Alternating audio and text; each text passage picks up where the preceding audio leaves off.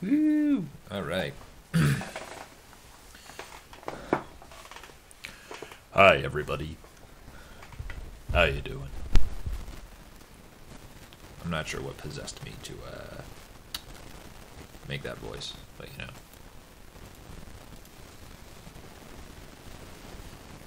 Oof.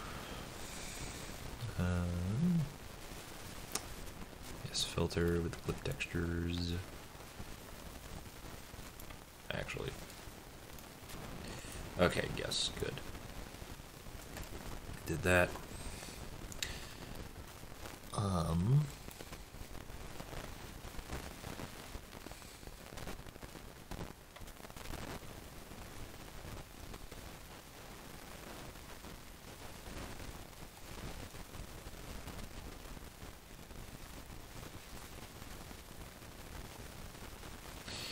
Alright, so last week, if you recall,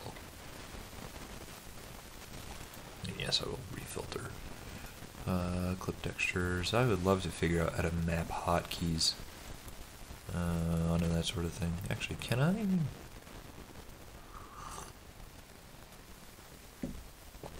Must be preferences, right? Preferences.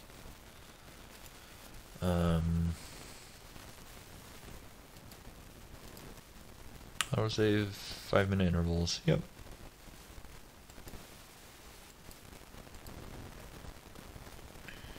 Grid.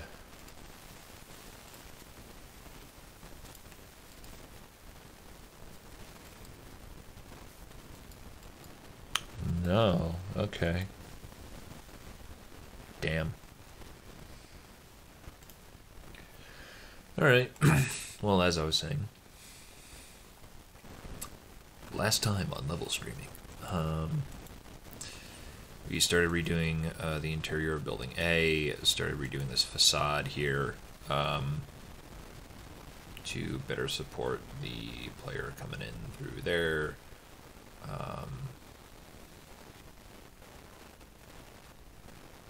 Yeah. That's about it, I guess. And we basically redid the geometry of the second floor here. I'm in a place where I really like it. So the things that we have to continue with today is, well, first off, the guards patrolling around here, or I think the one guard, because I think there was only one guy up here prior. Yeah. Clearly his path nodes are cutting in and out of all these rooms and walls because he, that path was created for the old layout, and we need to fix that. That's probably not going to take too long, like what, 15 minutes or something. The other thing, let me move my mic a little closer. Sorry. The other thing we need to do is actually go downstairs. Well, we should add a second guard patrolling around here as well. And move the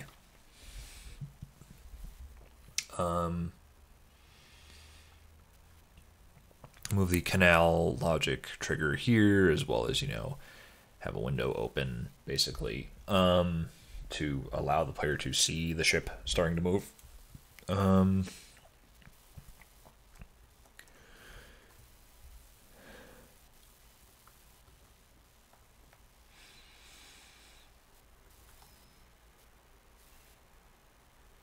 Yeah, the other thing we need to do is redo the downstairs here as well.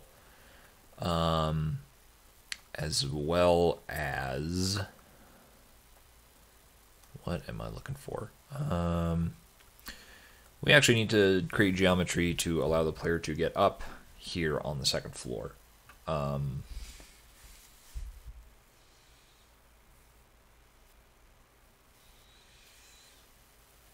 Yeah, so the player can open these windows and sneak in, because that's the intended path right now. So,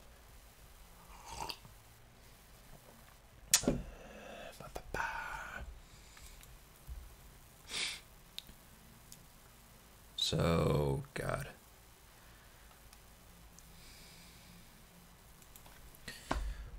What did I have down? It's weird. I just keep adding sticky notes of like to-do lists on my desk here every session, and it just keeps piling up. Oh God.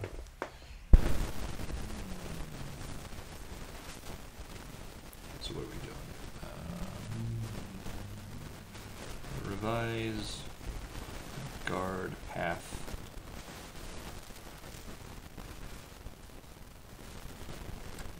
Add second guard.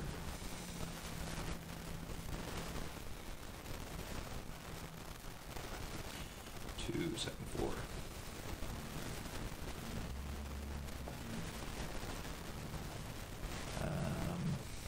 Move canal logic trigger.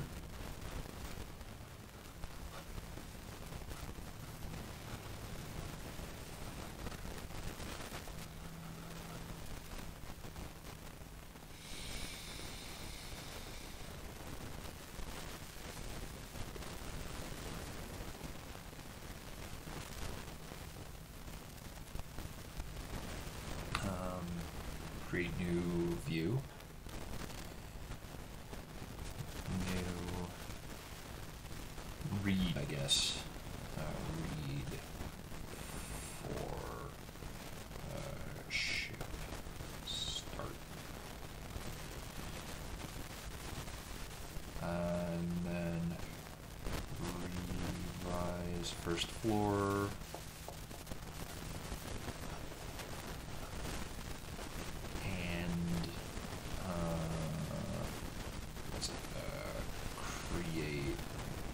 Climbing entryway.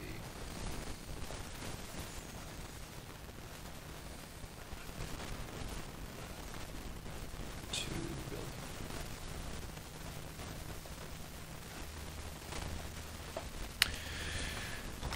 Okay.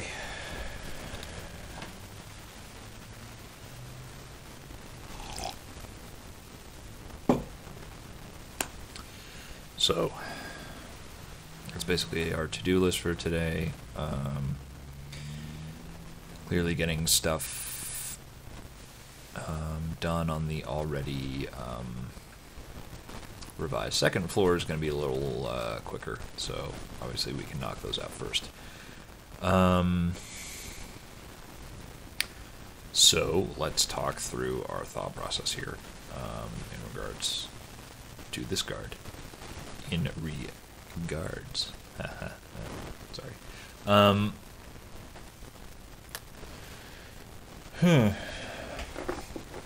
So the thing is I kind of want it to be a not quite tutorial, but it could function as one.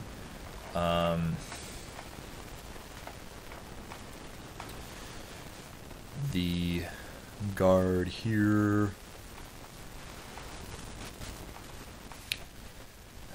So basically, when the player is coming in through this window, and when we get the whatever sort of structure here is going to be there to support that. I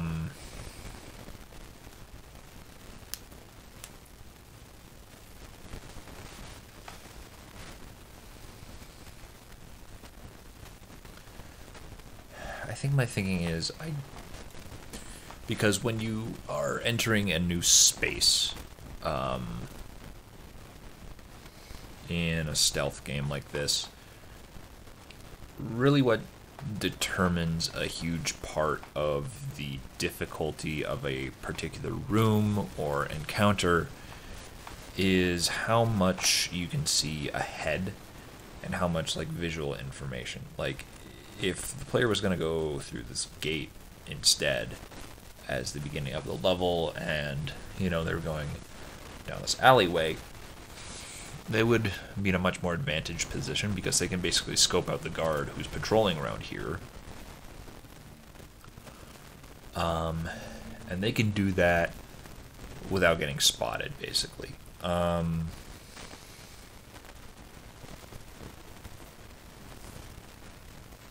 So that's the sort of thing that I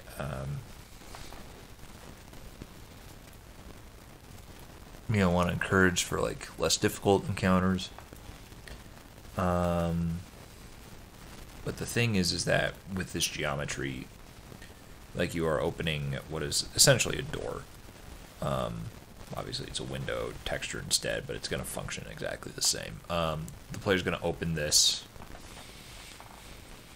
and then they're going to be privy to, a space that they had no way of previewing prior.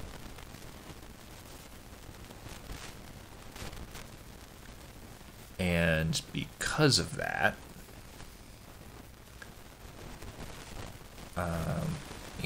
if the guard happened to be patrolling in that room at that particular moment, well, they really had no way to prepare for that or preview that, so they're kind of fucked. And that seems to be very unfair, especially for the first encounter in a level.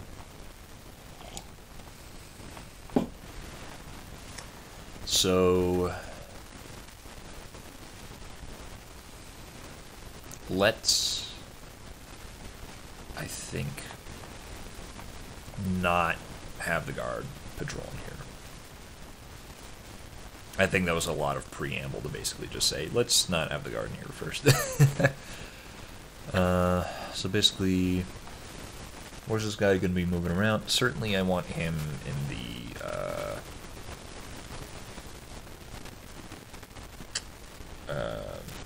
the hallway here. Hang on, let me move this over. I'm getting distracted by my stream preview. Certainly I want him patrolling around here. Thing is, I kind of want this to act as an alcove for the player to hide. That's kind of why it exists.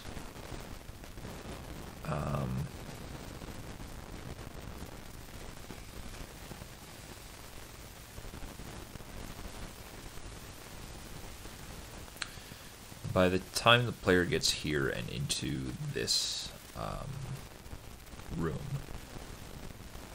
the focus of this is going to be triggering the logic for the canal, getting the player's attention drawn to the ship that's starting to move.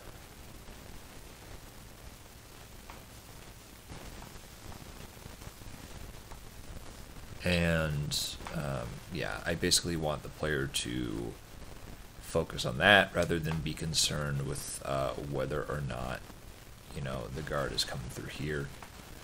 So, I don't know. I think that basically the guard is going to be limited to patrolling a very short patrol path here. I think from office to office, basically. Oh god, pardon me. I'm quite tired.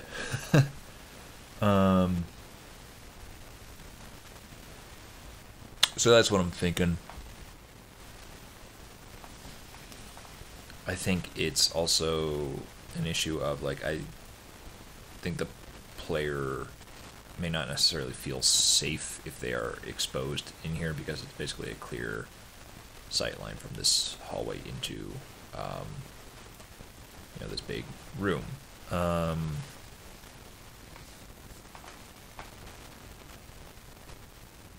If we wait for the lighting preview to run. Yeah. So even though there's sort of this dark oh dear, where'd my grid go? So even though there's this dark sort of space separating these areas, I think the player is still going to feel like exposed from the rear. If that's the case, or if we just kind of leave this like here. So I think adding a door to allow the player to I'm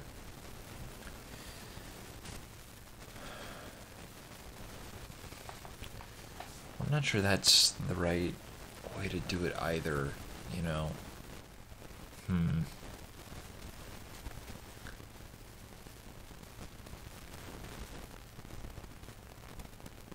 I don't know.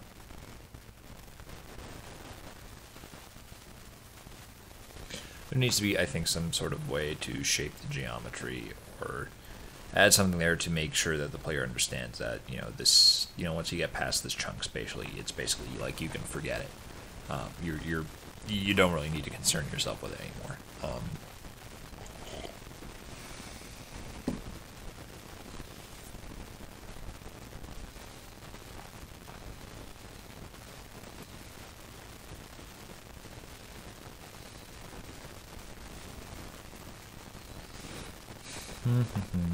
What if I hide this?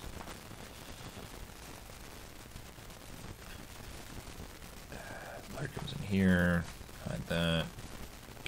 Go through here, you can cut, yeah. You can see the ship coming through there. Similarly, with this other guard, we got, well, maybe we're getting ahead of ourselves.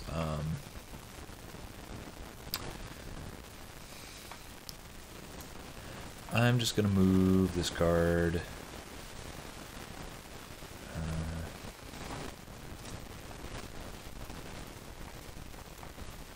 over here.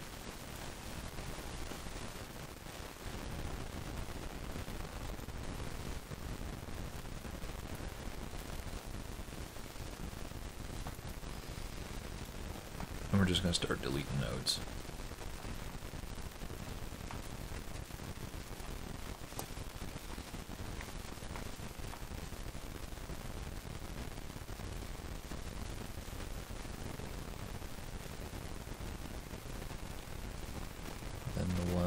In here.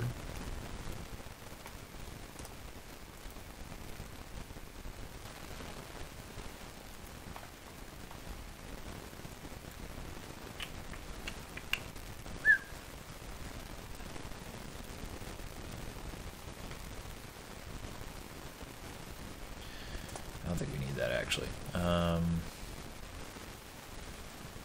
Move this node into here.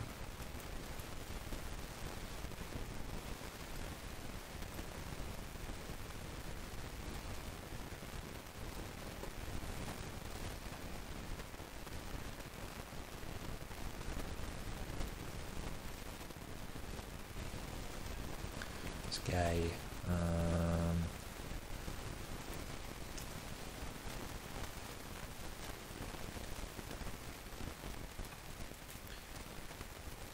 sort of look out the window. Why not? I think I can move both of these up. I don't think it really matters. I just want to do that for the sake of neatness.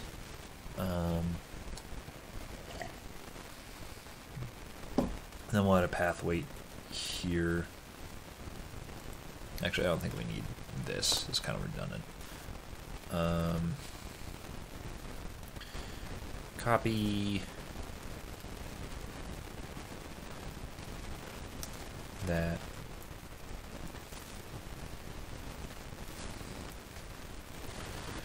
Move this here.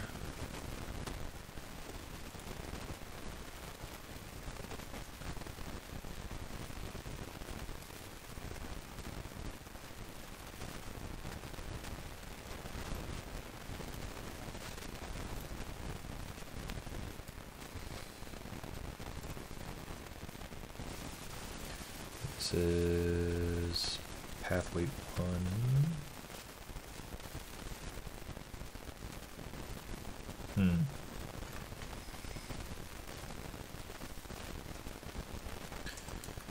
Building a floor to weight 2.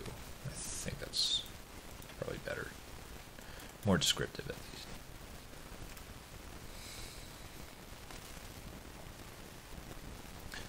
Have this be the target instead.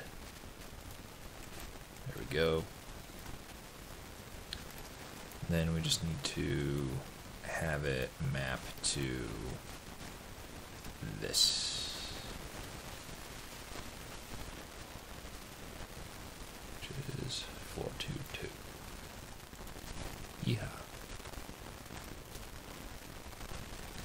have this be the target.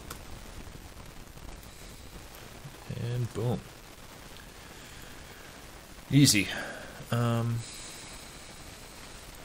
I think that...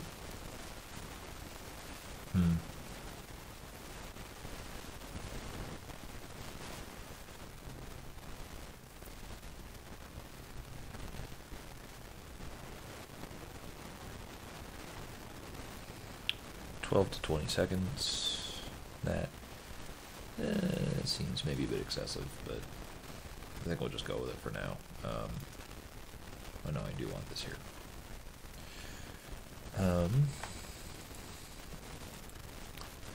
Let me see. Filter, clip textures. No, these are good.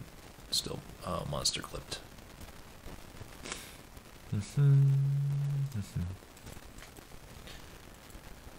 All right. Oh, did I? No. Interesting. Okay, well, I gotta add that. Fortunately, I think we can. Oh, right, I don't think we can actually copy.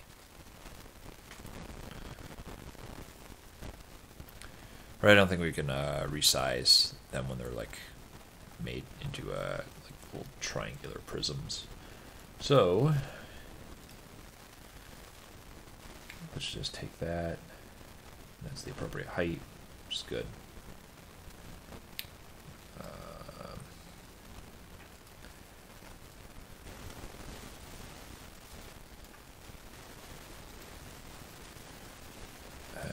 No, can't do that. Cool.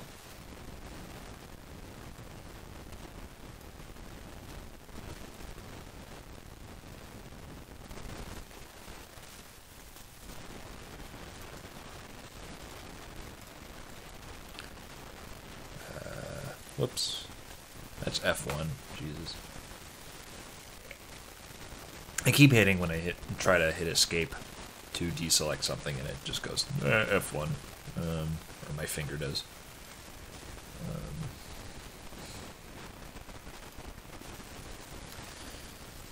And let's see, filter, clip textures. Oh, okay, no, the stairs actually there. That's good.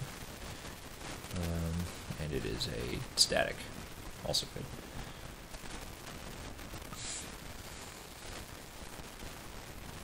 Okay, so let's that down.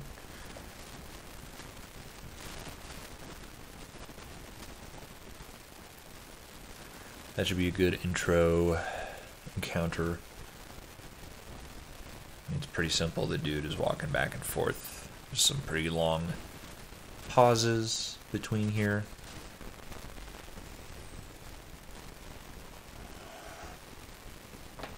One out of 6 things done. Woo!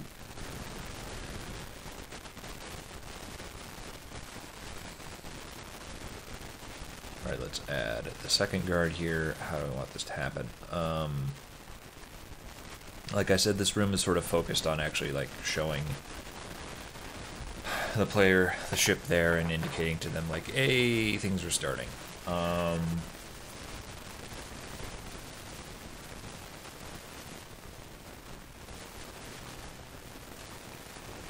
So it's kind of tough. I think having a guard patrolling around makes sense spatially, but I'm not sure I want a guard patrolling here while the player is trying to focus on this, because if they like walk in here mid-patrol, the player will be there and then they'll be like, oh shit, and then they might sort of miss the importance of it. Like, we're not trying to communicate two things at once here.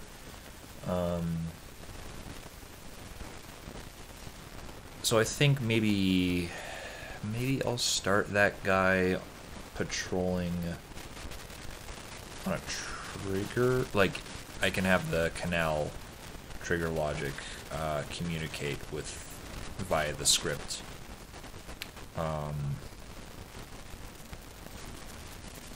To like start it right as the player gets the objective, so that this guy starts walking around.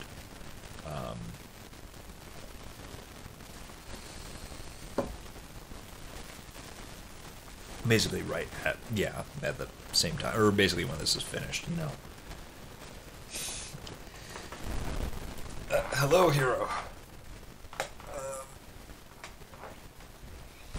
That's quite the that's quite the middle name I've got there.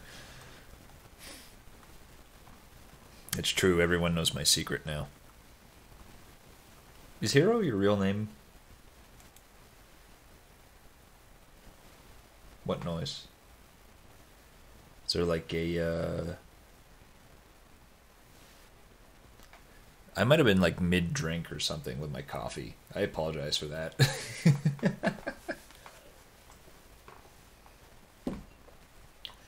Actually, I shouldn't ask you about your name on streams and such public things.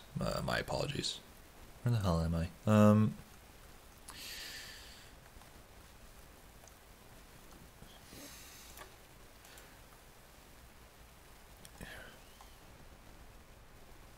Noise in the background, kind of like static. I wonder, am I using my... I think I'm using my AT2020.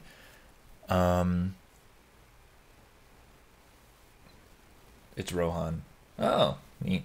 I think I'm using my AT2020. When I tap my mic stand, it goes up. Properties. Yep, line personas. That's what I want. Is it the computer? I don't think so. Weird. Alright.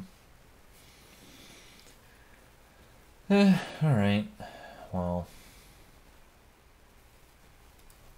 my apologies for that. I'll have to listen back and see what I can figure out what's going on there. It is not raining, in fact.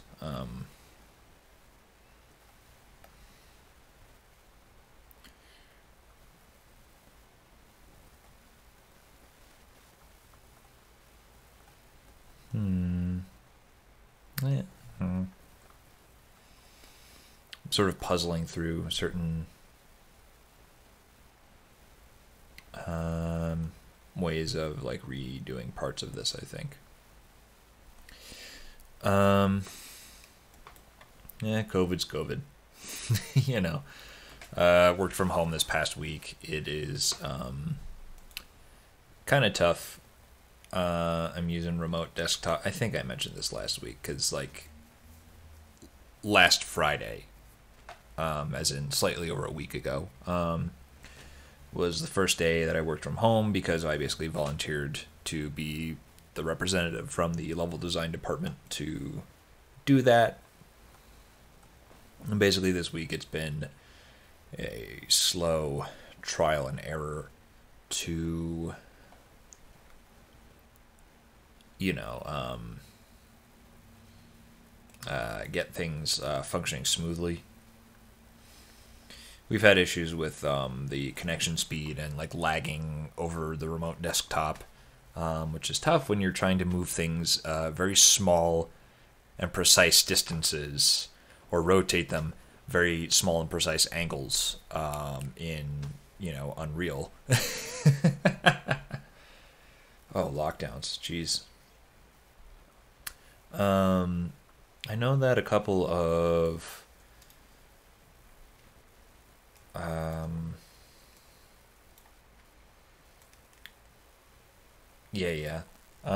I know that there are a couple of states here who have ordered a shelter in place. What that means exactly, I don't know. But yeah, this past week, yeah, I think on Monday, I think the mayor of Denver announced that restaurants and bars would be closed for like 8 weeks.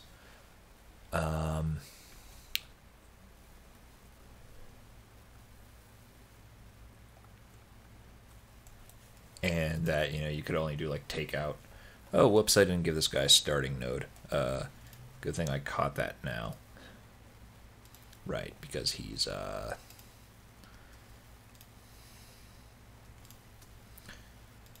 that be his target. Good.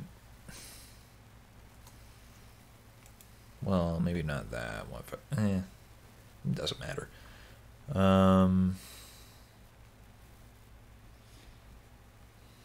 Well, I don't have to use remote desktop. I'm allowed to take files home and use my own computer for it. Yeah. My work is also playing around with the idea of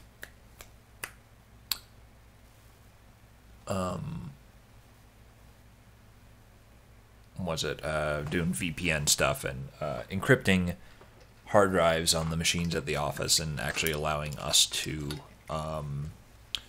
take them home. And again, I'm like first in line to volunteer for that. Because my God. What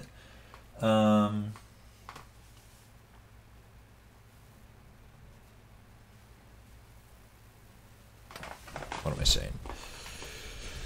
So that should be tomorrow or Tuesday, I think.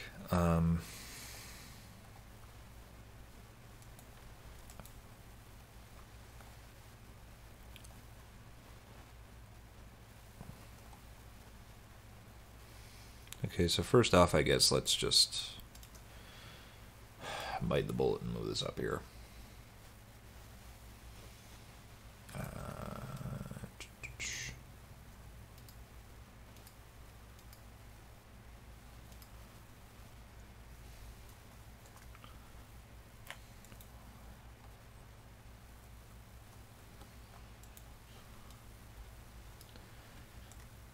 I've been working on interesting projects you can share about, or is it NDAs all over? Yeah, it's NDAs. Was it? The only thing I can really say is, Deck 9 is a studio that very publicly pivoted to doing Telltale style stuff. That's kind of why they rebranded and renamed themselves, because they wanted to basically advertise like, hey, we're doing this now. And we have worked with Square Enix in the past, and we are working with Square Enix on this project. That's basically everything we've said publicly. So yeah, I can't say more than that.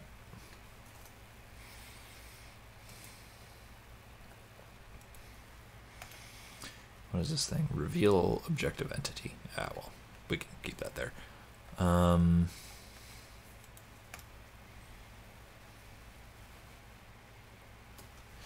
Oh, yes, most definitely. Resize this trigger.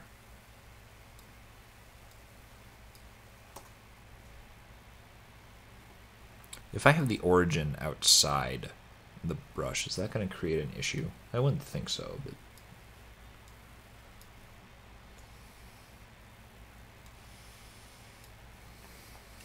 I won't risk it.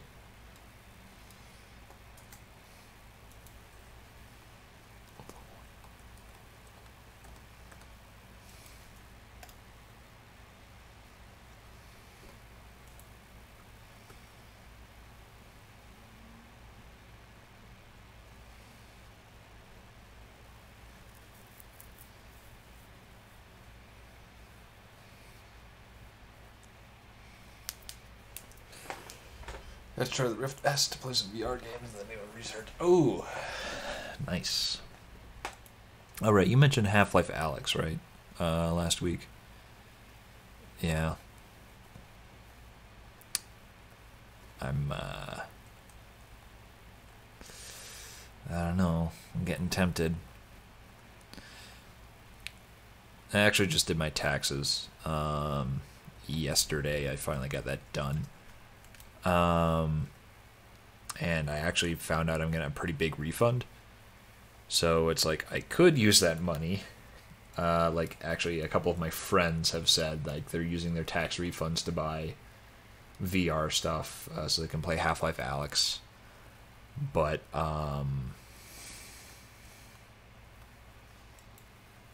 you know, I actually like owe people money for supporting me while I was still out of a job, so I want to pay them back first.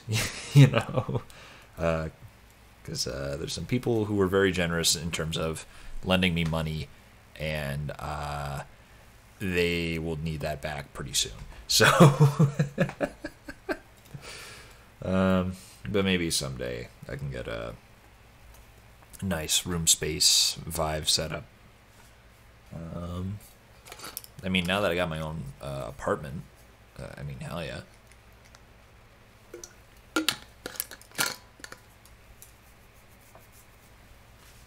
Yeah, which is why I'm still hesitant to buy like Doom Eternal.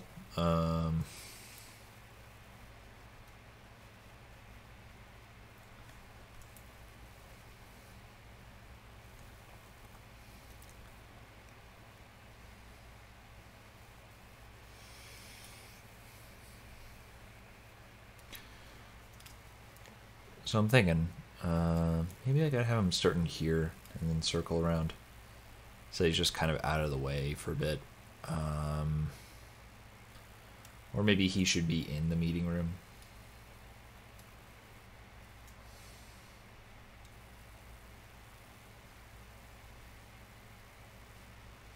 A DRM free EXE with the Bethesda Store version. Interesting.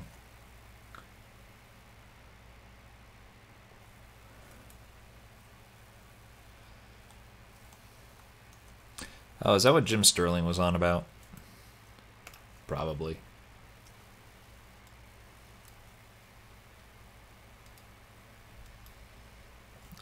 Yes, all of these are clipped. Good.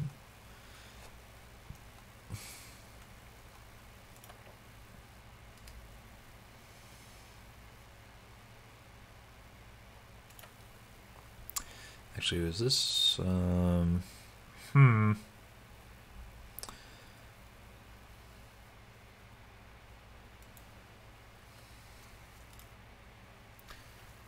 This is probably not going to be wide enough to allow a guard to go through, like if they need to circle around and get the player. And as much as I think that that would provide the player with an advantage, I don't think it's necessarily realistic for a guard to come here, see the player, and then be like, well, I can't move the chair, so I gotta move around. So...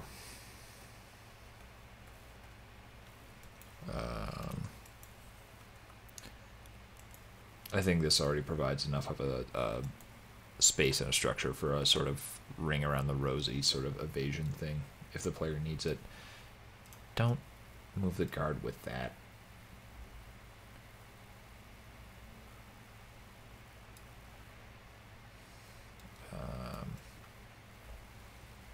And the 48, right? This guy is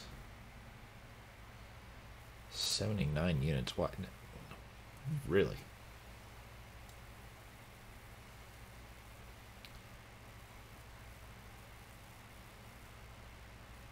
$78 unit. Horse shit. That's like a wide path this guy needs.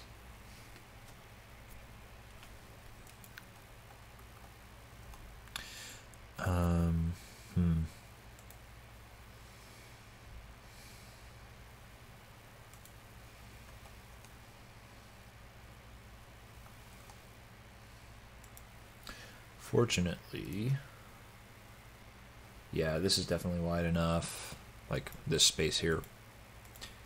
This space is also definitely wide enough, so I don't need to worry about that. I think I just need to move all this shit.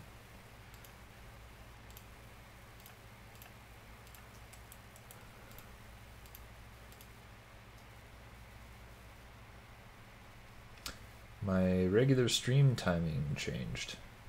Did it? Because I was doing,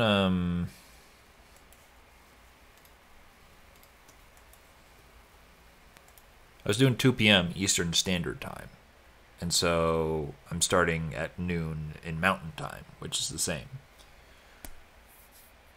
I think it is.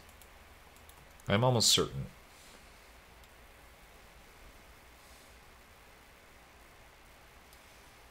Why am I doubting this now?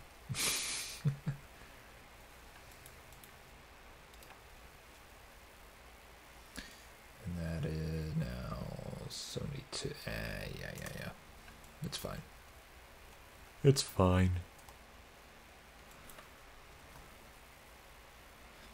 Well, for me, it used to start around 12:30 a.m. Since last week, it's been 11:30 p.m. an hour earlier. Jesus Christ, that's late over there.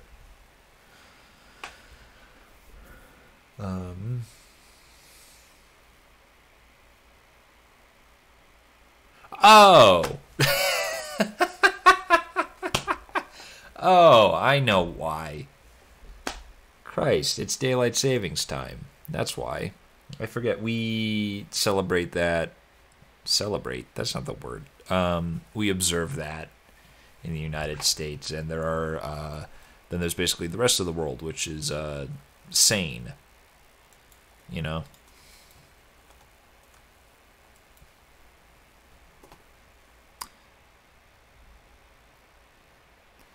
Yeah, so all of our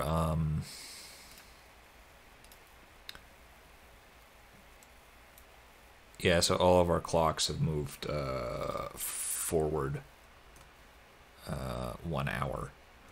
So basically things get done an hour earlier.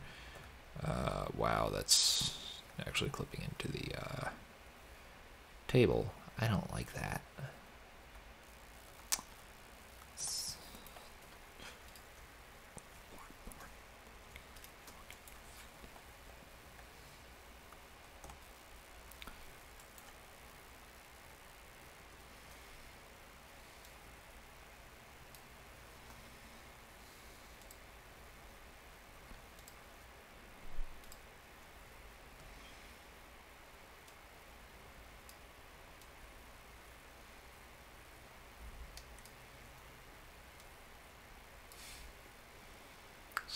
From there to there, that's 56. Yeah.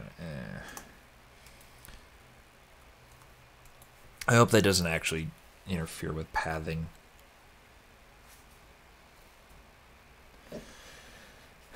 Motion sickness problems with first-person games? Not really. I'm trying to think if I had problems with motion sickness in VR. I think I might have, like, the first couple times I used it, but after a while you just kind of get used to it.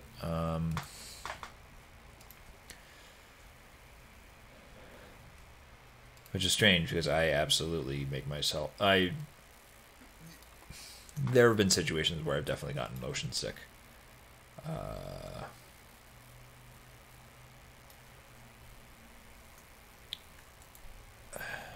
But not like playing games, you know.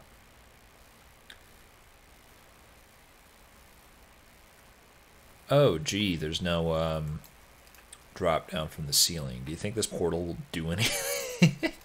Wow, I missed that.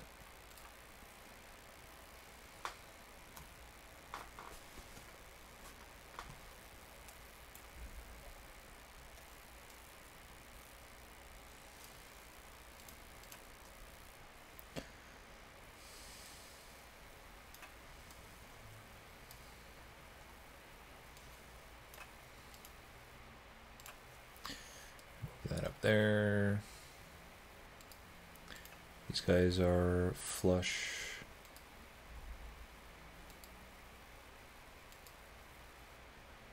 Yeah, raise this up a bit. Move this down, and we're good.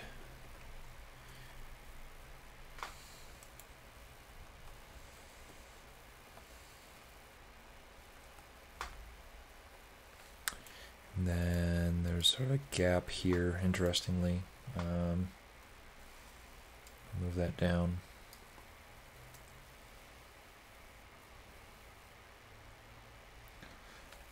Tried Half-Life 1 today and was paralyzed. Wow. Oh, jeez. That's pretty intense.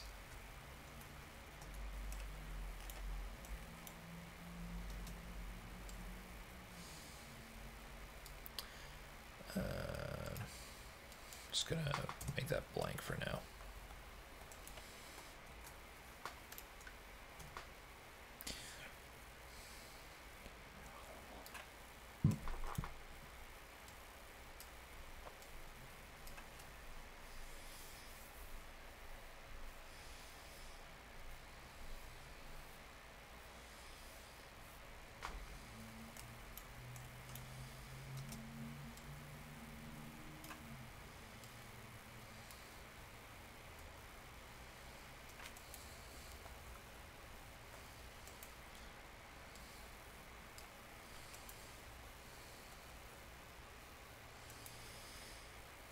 Maybe have this guy kind of come out and sort of own the space a little more.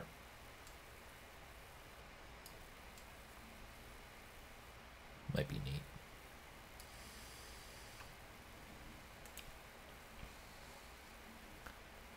Have him basically wait right here. So I can add a path wait.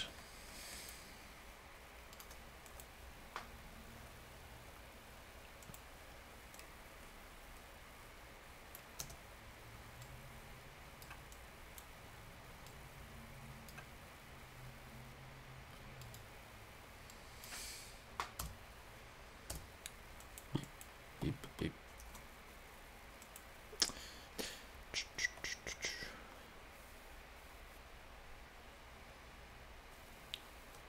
Move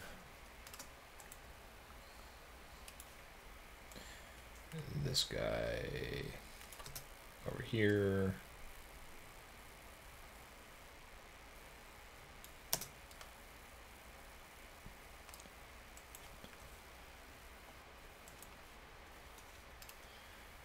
And like that. Okay.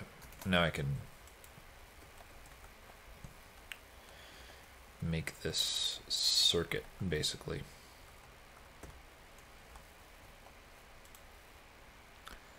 This will actually be easier with lighting preview. No, it won't.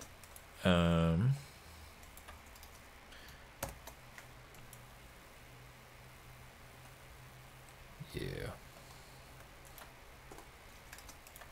Come on. Okay. Okay.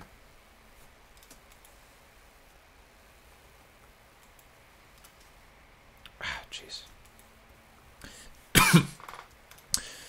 A little trick I was taught for Unreal 4 is that if you're clicking on things and you accidentally hit something that's transparent, you can actually you can press T as a hotkey on the keyboard to toggle whether you can select transparent objects or not. No such luck, I think, with this editor.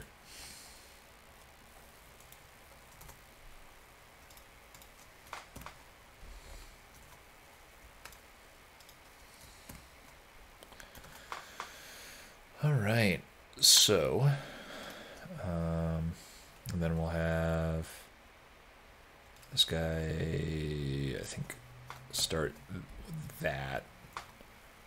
Start patrolling there, but we don't want this guard. Oh, whoops. I should delete the other target first.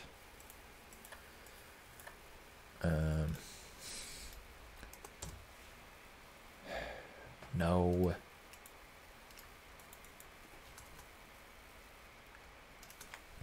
We won't have this guy start on patrol.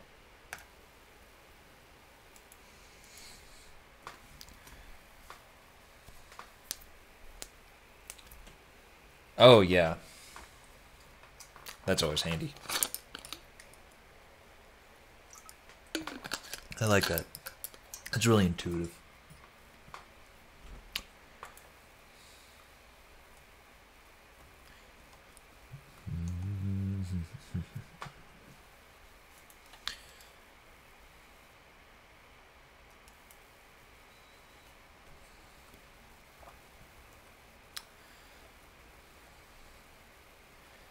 I can't say I'm a fan of the slanted roof in here anymore, especially because it creates this bizarre divide here.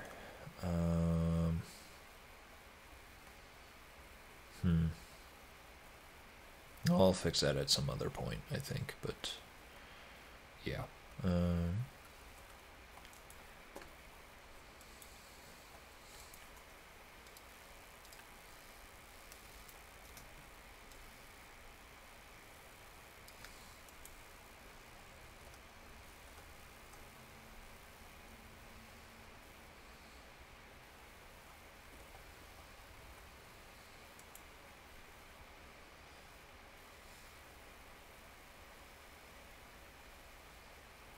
Like for a job. Oh boy.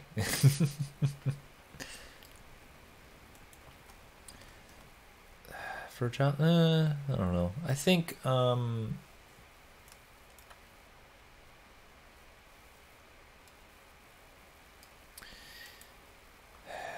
got that way towards the end with Underworld Ascendant.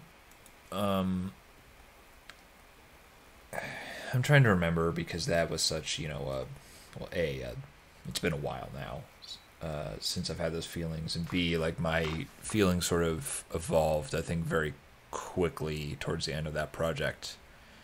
I kind of held out hope in terms of.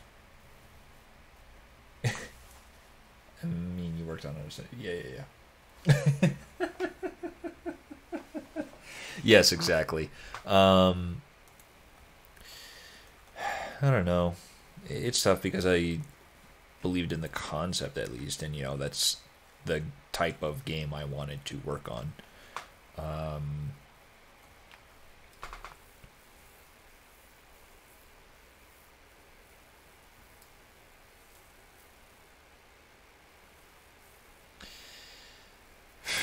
Yeah, it's kind of tough.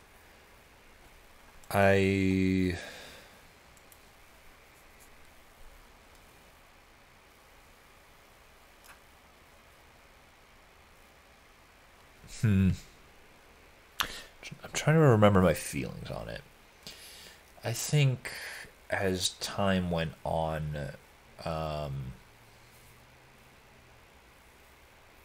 you're better than someone else to ask about this, because I know for a fact that you love video games. I'm 90% sure you like working. Yeah,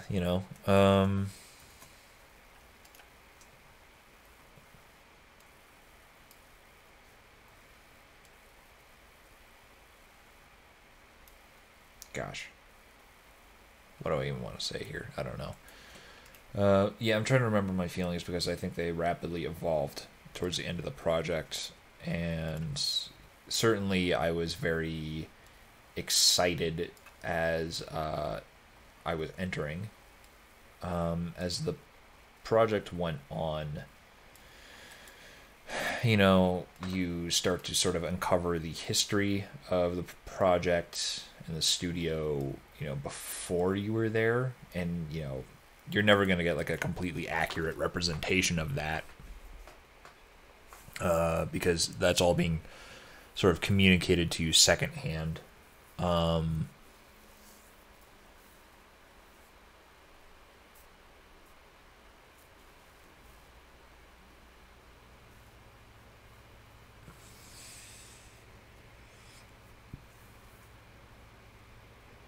You don't have to answer if you can't think of one or anything. Yeah.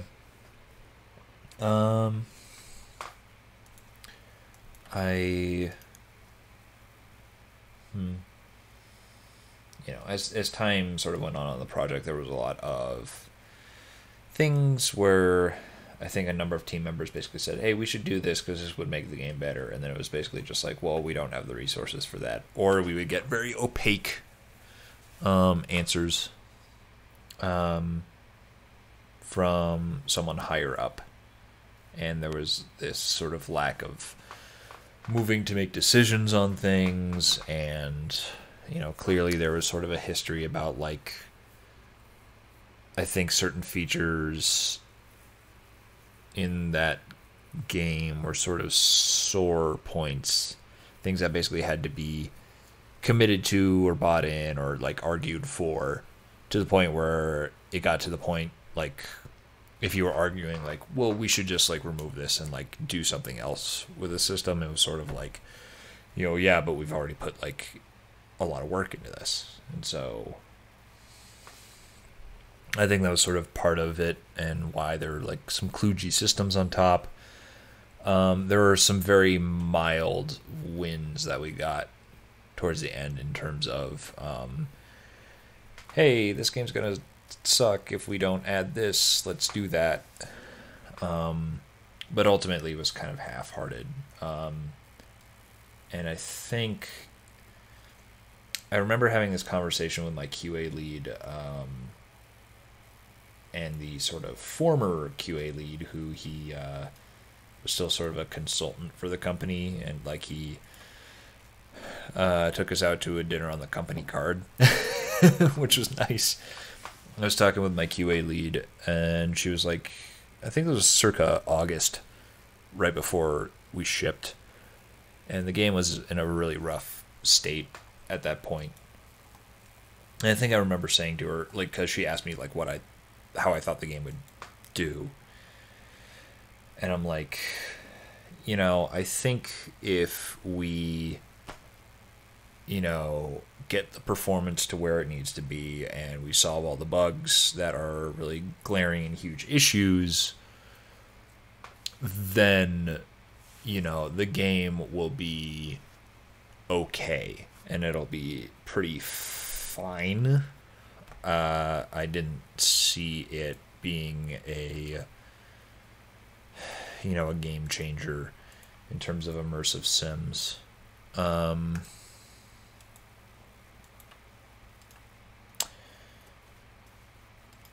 And then clearly we didn't resolve those technical issues. So,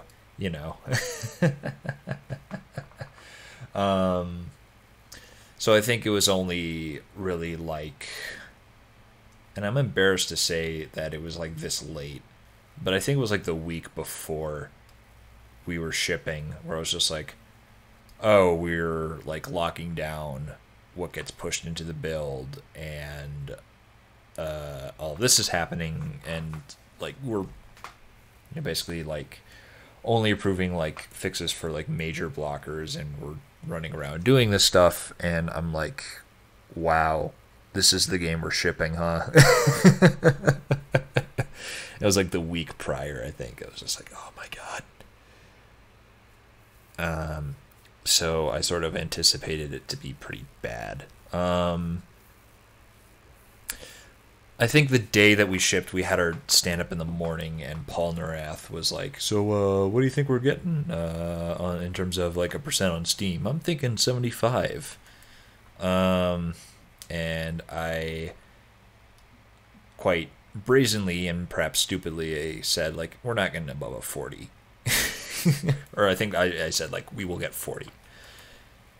And everyone, and a couple of my colleagues were just like, why are you being so negative about this, and all that. And then like a couple days later, when we got like 36% on Steam, they were just like, fuck, you were right. So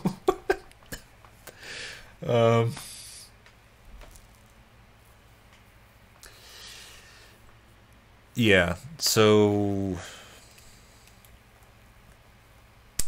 but I don't know, I think there were points after that on UA where I felt like this was going nowhere, and I had no clear direction forward at the company, and clearly that ended up being true. But I think that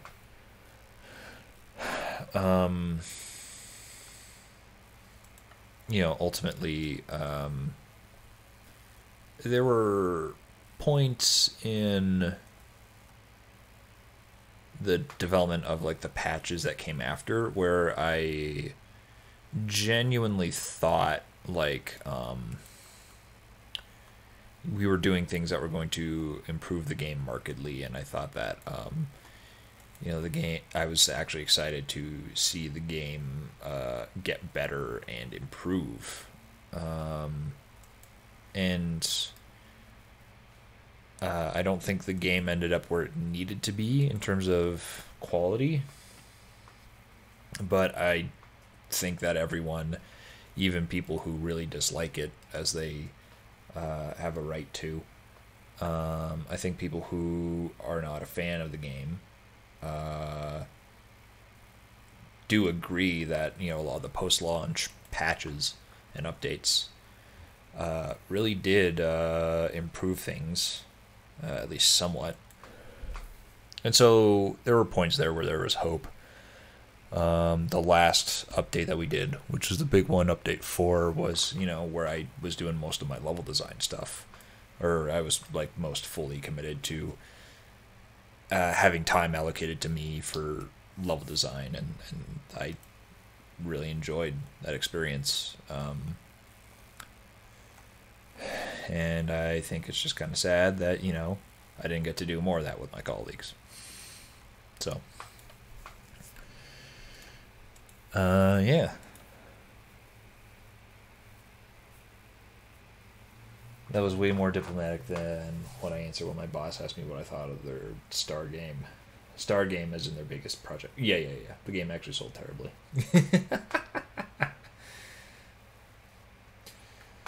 On that. So when you're faced with something that's technically game development but not something you really want to work on, what do people do and how do they not pull their hair out? Oh yeah. Yeah, and certainly, I don't know. I won't get into details about my current job.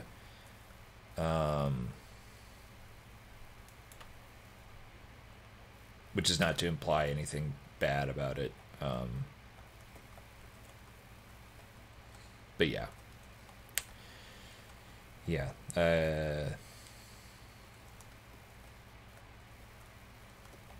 I'm leaving this quite ambiguous, aren't I? That's not a good idea.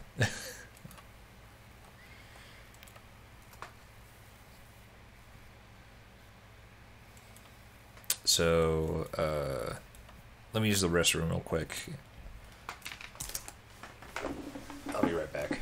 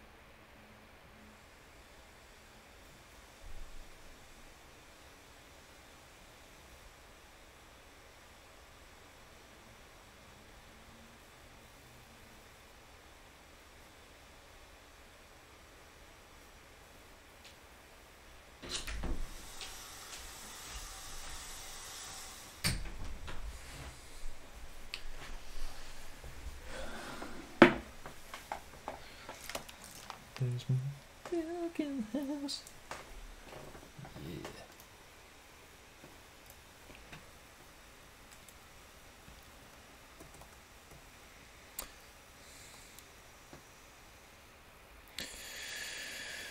Yeah. Okay, so what next?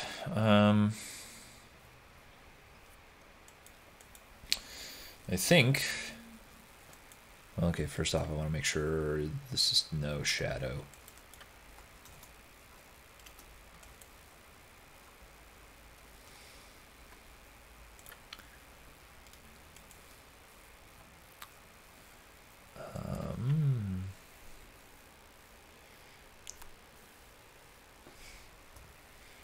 So what texture are we using? Are we using any texture?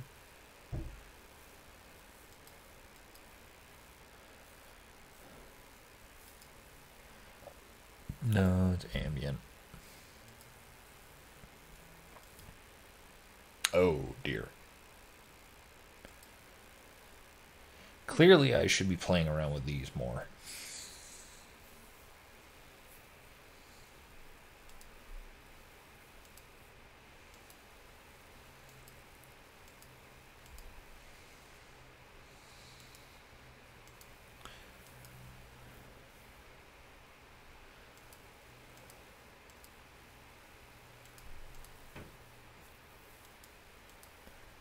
The blamp.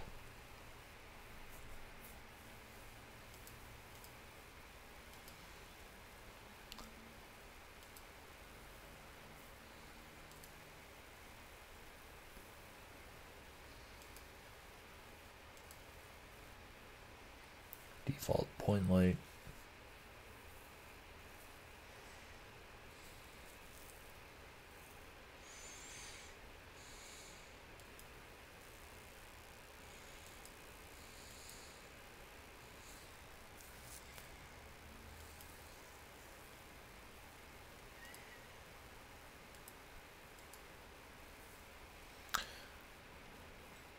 Wall torch. Maybe I can get one for wall light. Is there one for that?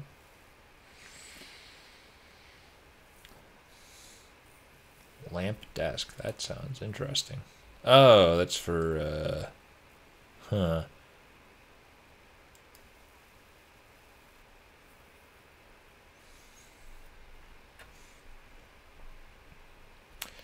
That'd be cool. Have that sort of projecting in an office somewhere. Lantern. Window grating. Interesting. Oh, we can do that for the projected texture.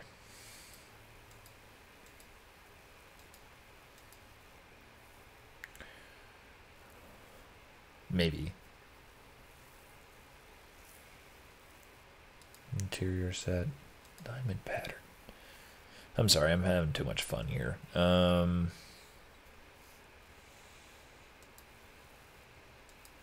I forgot that fun wasn't allowed here.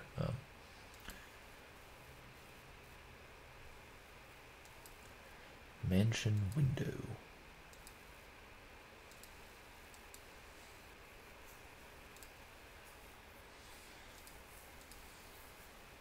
Hellgate.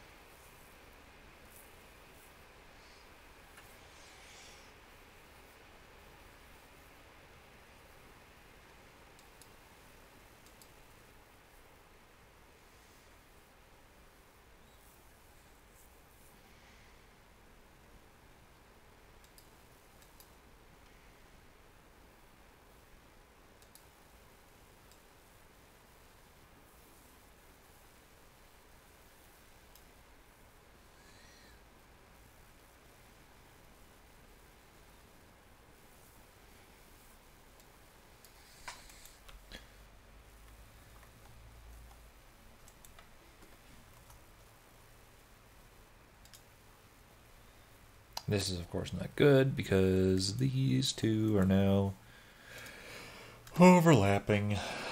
Oh boy.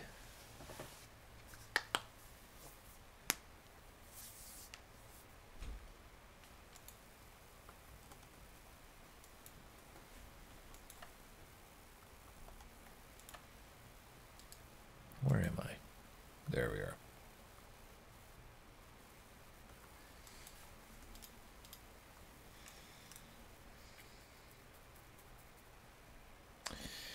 Yeah, I think moving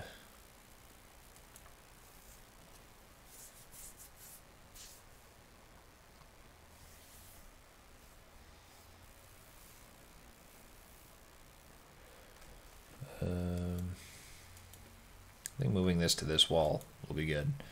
Just so that we can have some leading lights here. The player comes in here, a light bouncing off of that wall to basically be like, hey, come over here. And then, you know, that'll certainly stand in contrast with some blue light that we'll get through here. Some moonlight. And you come here through this. And then I think having a certain amount of light back there, shining through the door frame, will be helpful.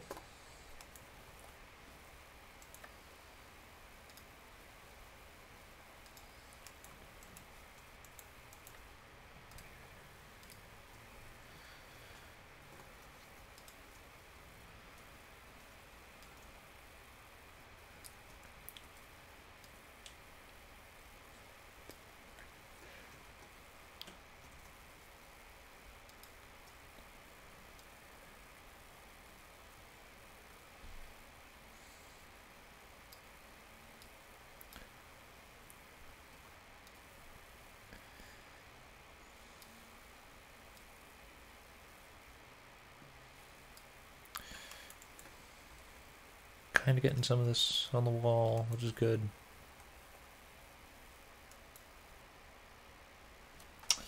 What order would I rank arcane games? Like, Jesus. Can't say I've played all of them through.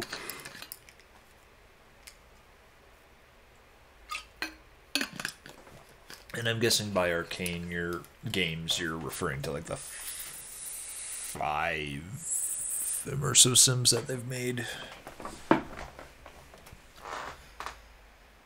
Well, Death of the Outsider is kind of its own thing, so I guess that's 6. Ooh, I like the glint that we're getting on the railing here. I don't know why that appeals to me, it just does.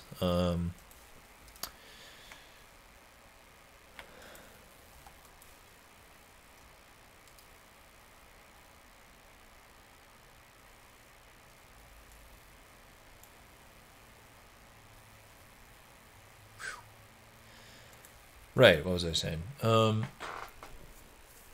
I think I've played a substantial enough amount of Arch Fatalis to give a judgment. I really like it.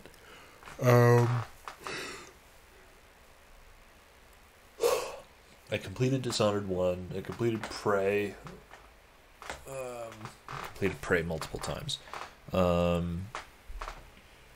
I played a good chunk of Dishonored 2. I have a feeling I'm like a little over halfway through it. Excuse me. And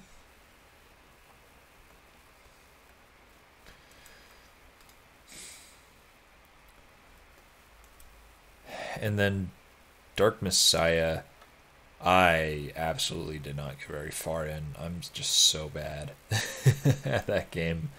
But it did seem really interesting, and what it was going for seemed really fun. And I have not played Death of the Outsider at all. So I don't know.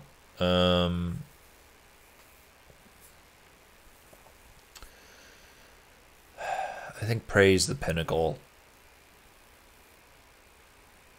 I would probably put Dishonored 1 below that. And then I think Arcs. And then I think Dishonored 2, and then maybe Dark Messiah. And because I've not played Death of the Outsider, I can't really fit that in. I should really get to that. You know, I still got to play Mankind Divided. That's not arcane, but you know, like I have an immersive sim backlog. Funny enough. Oh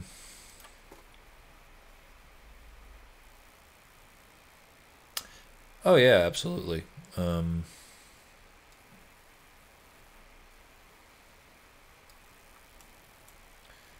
Why is this rotated like 3 degrees?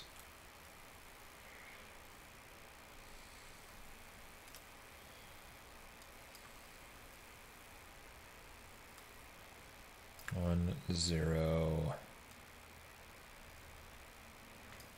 0, 0. Whoa, what?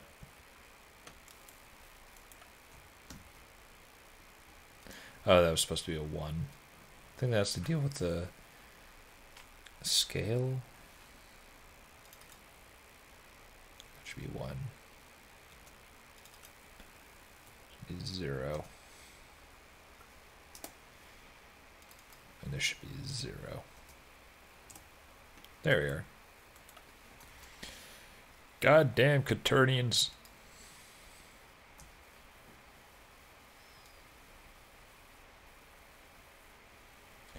Yeah. It's tough because I have played the least of Dark Messiah, but it does feel very distinct compared to everything else that they've put out. So I'm really only placing it last because I think I have like the least amount of understanding of it to make a judgment.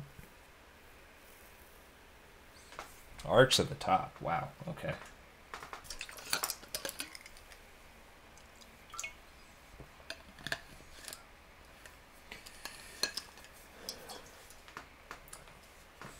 Two and Death of the Outsider all the way at the bottom. Wow. Yeah, I don't know. There's just something about it. I think I mentioned this on Twitter like a while ago, back when I was trying to play Dishonored 2. But there's just something about the way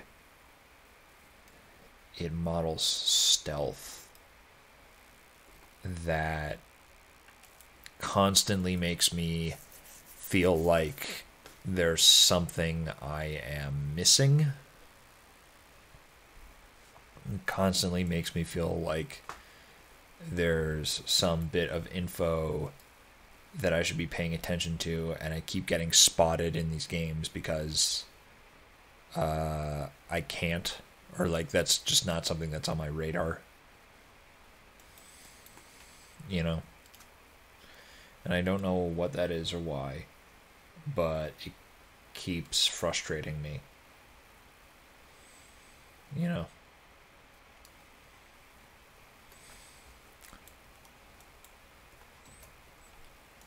Why hast thou forsaken me, Corvo?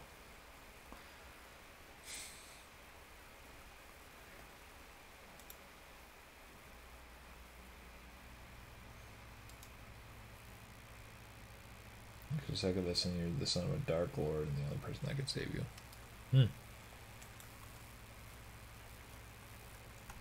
Well, I guess I would say spoilers, but I don't really care.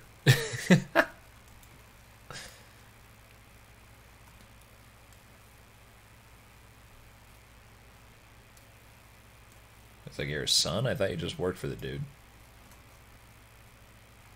There's this other hot lady. Oh, really?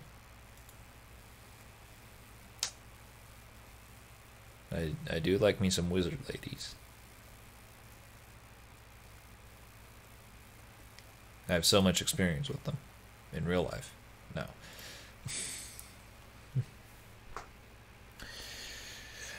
I think for the reverse as well, this reverse angle, like if the player needs to get back through here, and indeed I am planning on letting the player and encouraging the player to backtrack through this building at some point. Clearly this is not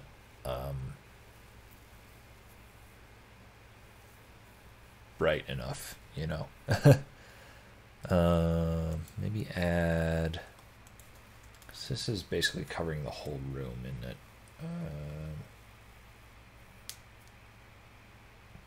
Heyo.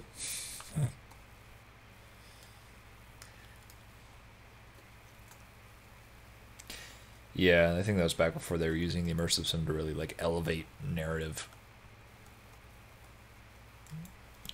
If I put a wall light here, maybe.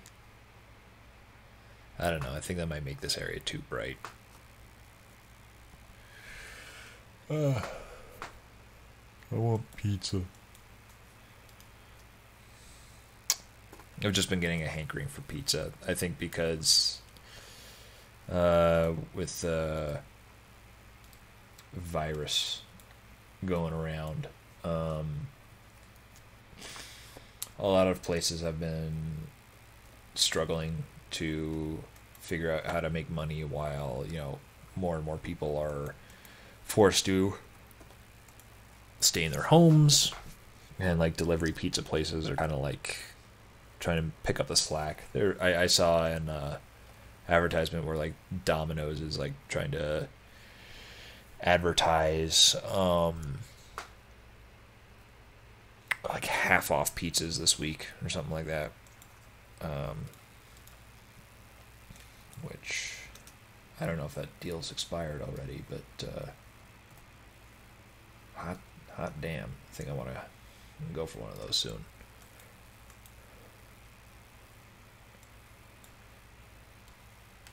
Oh dear. Not what I wanted. I'm getting Discord messages. The hell do you want?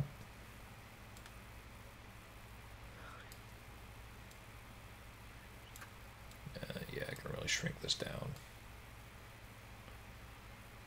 Move this out a tad.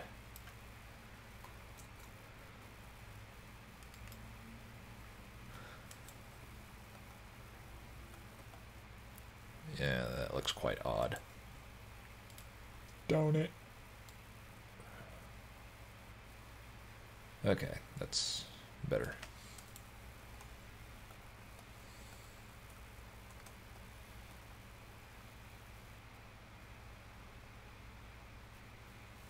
I got bored real easy on Discord for some reason. Oh, interesting. Now I got some nice servers there. Not my own, obviously, but I'm in some nice servers with a bunch of good pals. And certainly I want to hang out with them a little more while we're all basically under house arrest for doing the crimes. Oh, look at that. I didn't know it was like seeing right through into the meeting. Oh, this is perfect. Yes!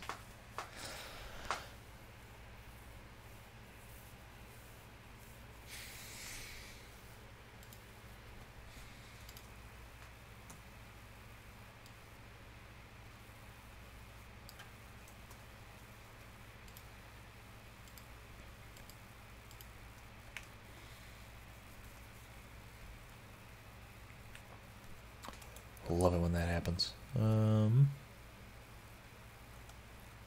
He says as if this has happened to him before.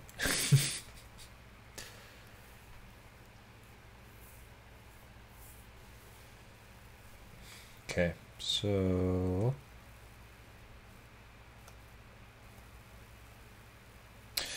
all right, we've got the second guard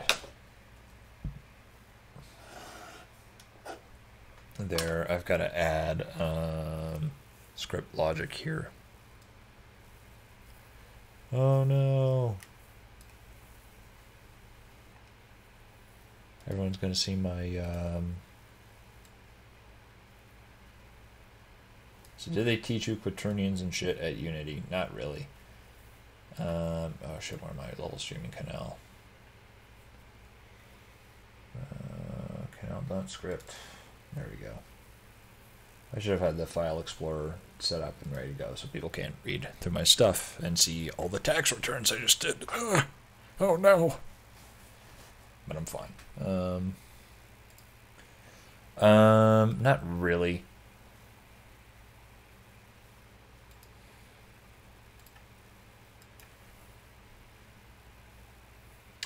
Alright, I'm gonna have to pull up the dark mod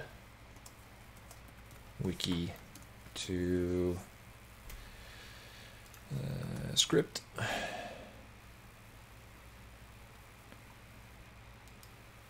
Or it's like events, right? No. Script events. Had events in there. What are you doing?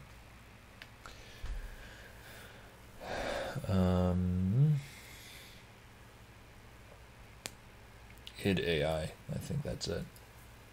Alert. Alert AI. Allow damage. Patrol? I don't know.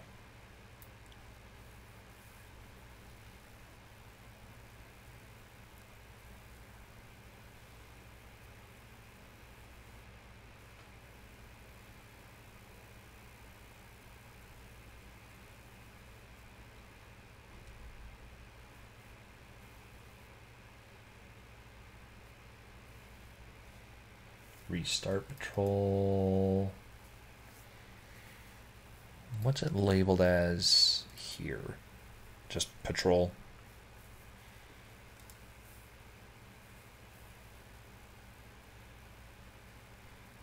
Set turn rate, slide 2, stop move, switch state.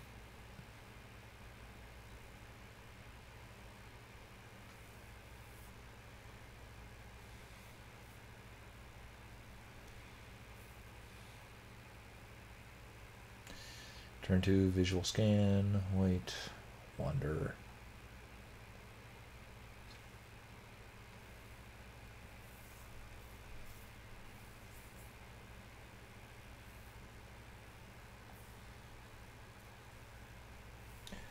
Move to entity, move to position, I don't know.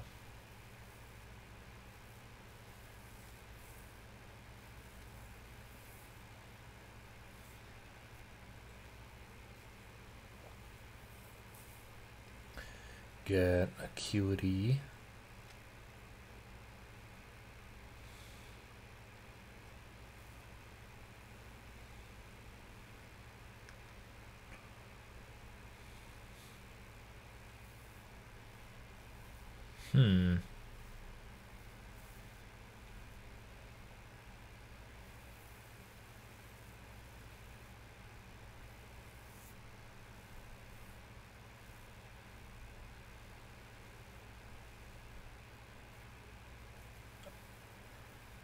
Oh, I think it's activate that I'm looking for.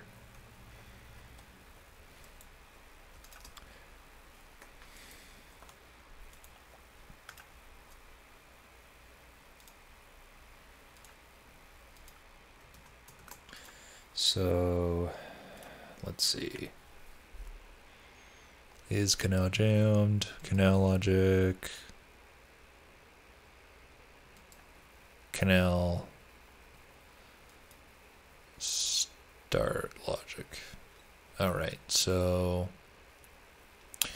yes, reveal objective entity. That's when the objective is triggered to appear. And then I think I'll just go activate and then player 1 probably.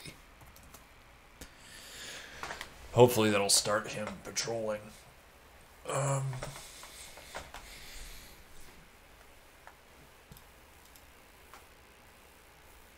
Yeah, I didn't really learn quaternions. Sorry.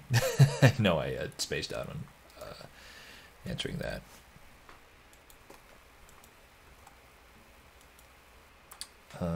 Move canal logic trigger. I did that. Create new read for the ship start. Oh boy, how are we gonna do this?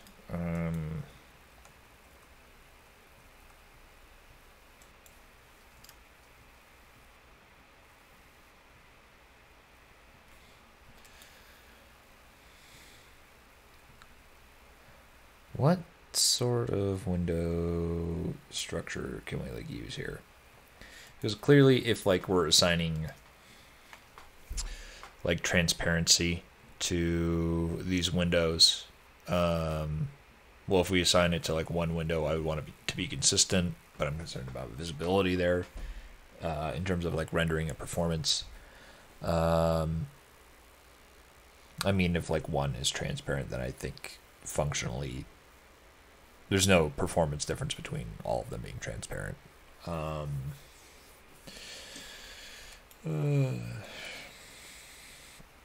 I think I could also sort of kind of divide this in half and split it and have this sort of like raised up at an angle to make it kind of look like it's one of those windows that you can unlatch and open partially.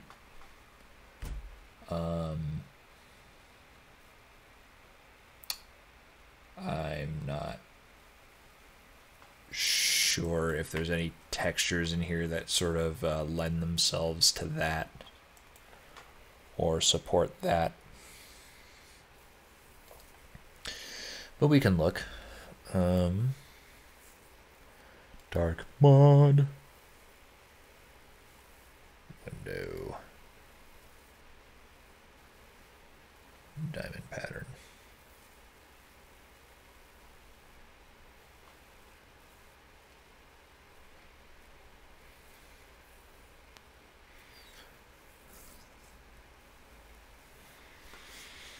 Big window mesh.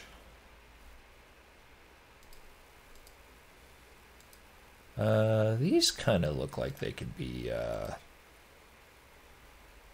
half unlatched, you know.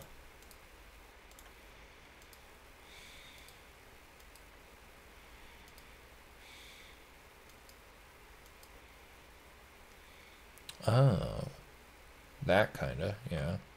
Although I'm not sure that fits with this type of building, or type of room, rather. Lamp glass. This certainly looks like it could be.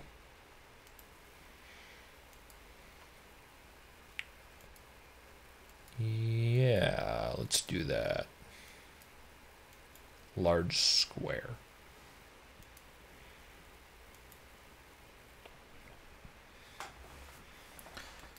Soft lit, softer lit. Barely lit, which looks the same. Unlit.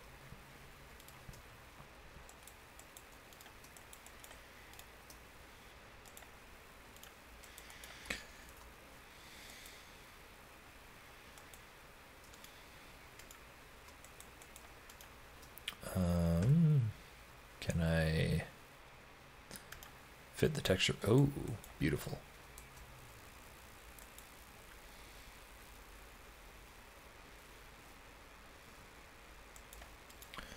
I'm not sure it quite fits horizontally.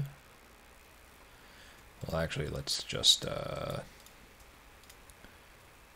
align left, align top. No, left top. No, it looks good.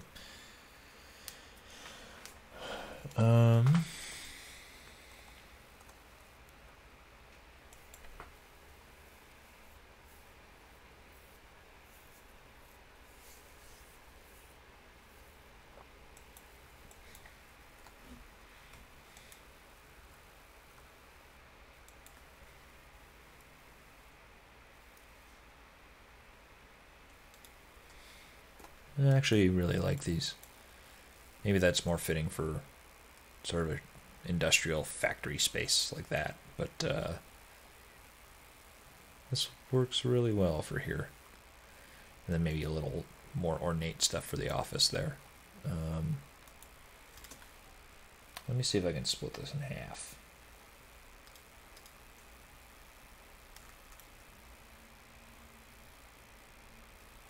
Because I kind of want to suggest thickness.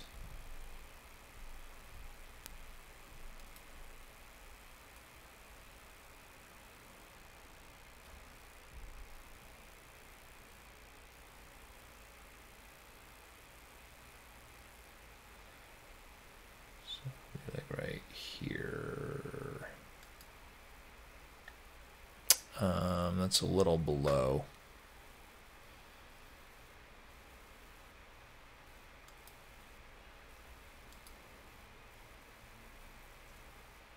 Oh no.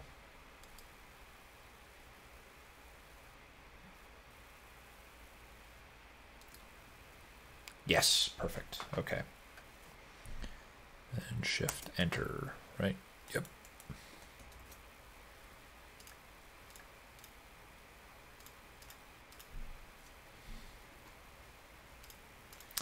Basically what I'll do is I'll make these like a tad thicker on the bottom.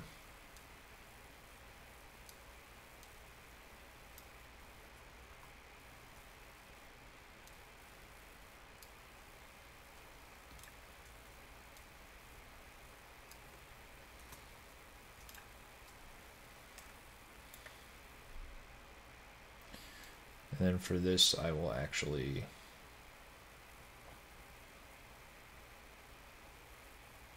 move it in this direction. Move it slightly up like that.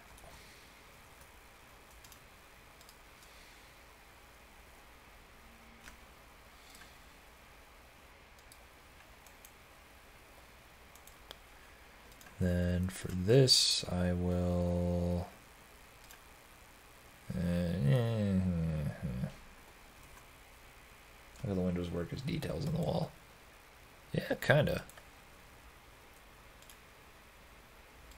Let me... I'm gonna have to go back and fix that. But, you know, it's okay. It's okay for now.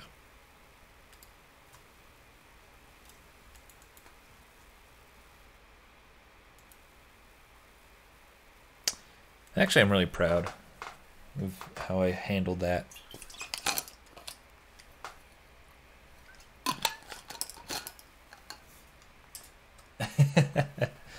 Well, that doesn't mean we can't do it better.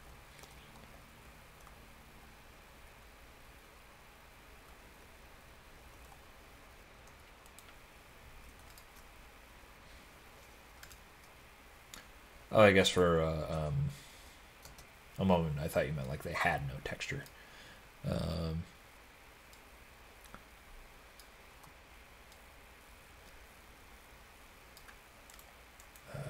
Come on.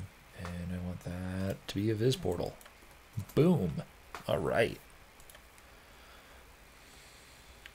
That was easier than I thought it would be.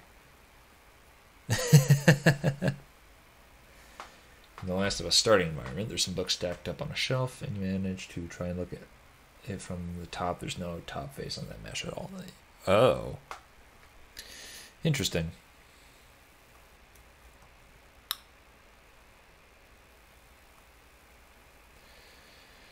Well, I mean, the thing with that is that it's, you know, certainly there are lots of ways of saving on triangles to cut from things. So clearly I think they were trying to make books that, you know, didn't have sort of like backs and bottoms. So that it would basically just acted as like a shell. Because, you know, if they're all in a bookcase and the player can't interact with them, then there's really no context to, or there's really no reason why they would need to see the rear or the bottom of the book meshes. And, you know, if they're really like jammed together tight, I think that there is...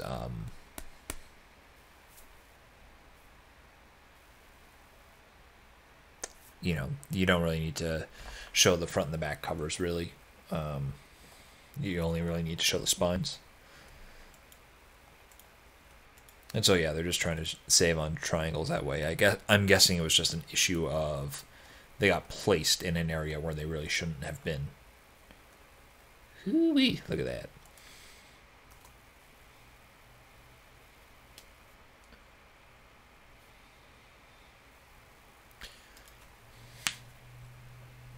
And hey, you know, sometimes you just have to place things in the environment as a level designer, and they give you a specific prompt as to like, well, we need this here, or we need some sort of small narrative in here, so you need to come up with that, and basically you end up having to do all that with whatever you have lying around, and you can't request anything new from the art department. So frequently that's how one gets into those situations.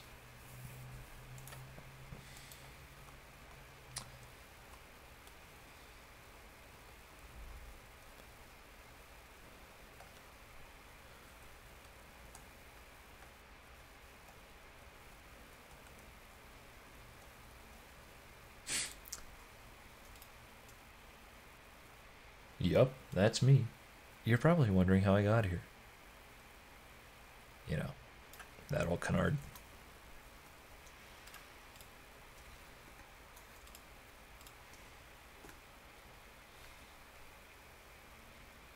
Book spine in.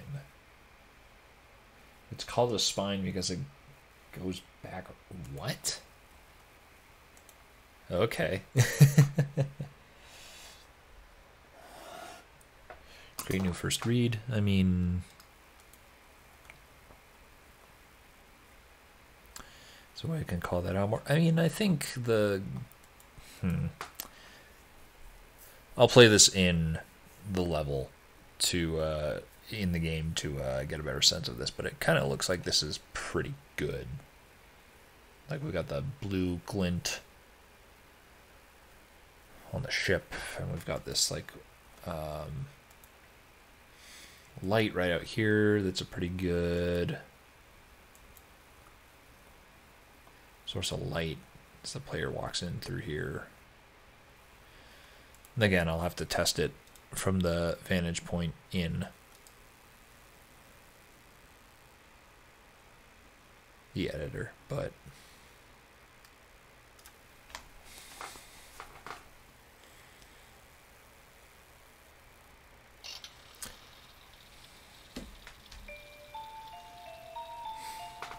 oh, I think that was I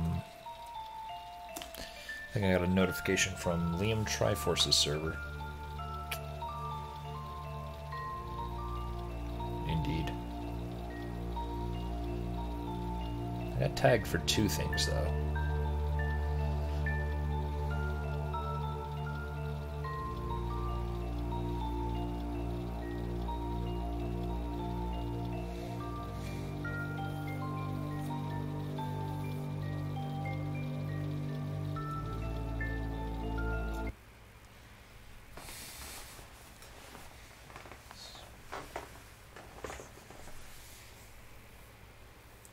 Are Liam Triforce videos? I get suggestions on YouTube, but I haven't gotten around to watching them yet. I really like Liam and his work. We have chatted quite a bit past. I don't know if you actually saw, but we were like recorded a podcast episode together.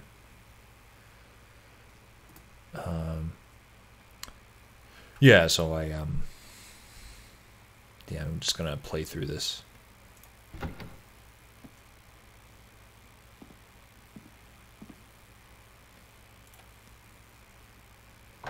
Wish I knew how to actually color the glass there. Actually, let me hang out and see if this guy can see me. Like, hiding out here, because that shouldn't be the case.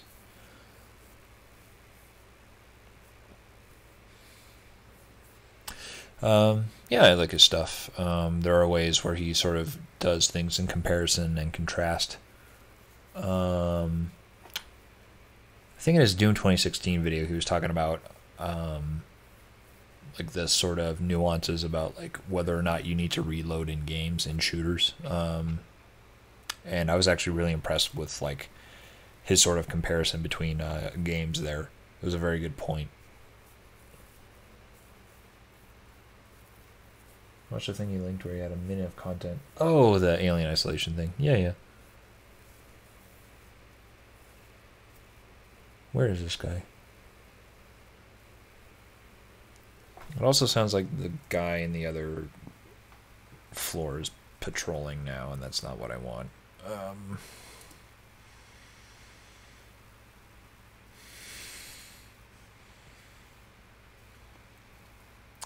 That's also rendering. That's okay.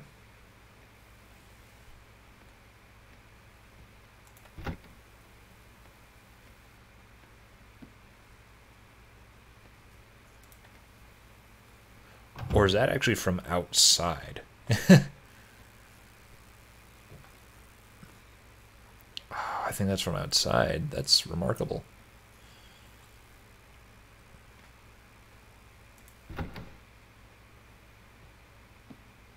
What? What? Where's this guy go? What? The guard is missing.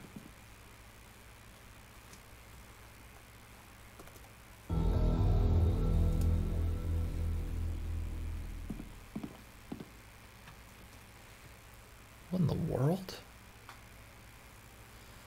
See if I walk through here.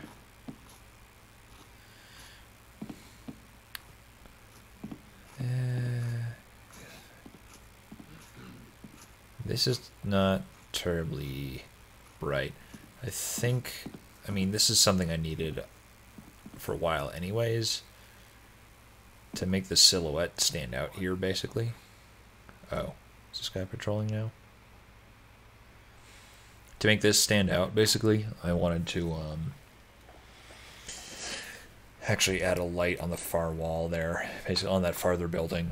And from this angle, it looks like a yellow spotlight placed right there would really help to attract the player's attention.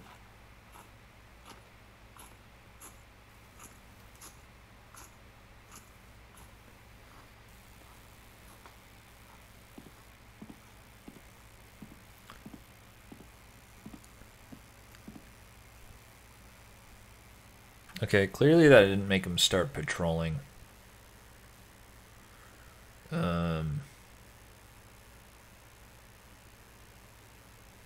That's odd.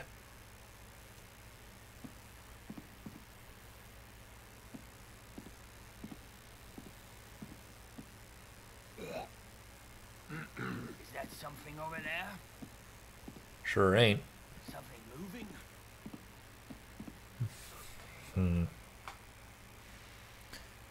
That's strange.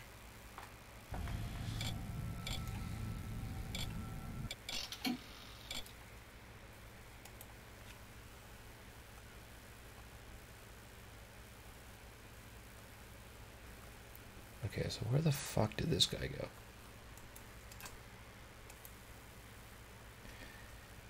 He was supposed to have gotten in here. Did he, like, fall out the window or some shit? That would be remarkably ridiculous.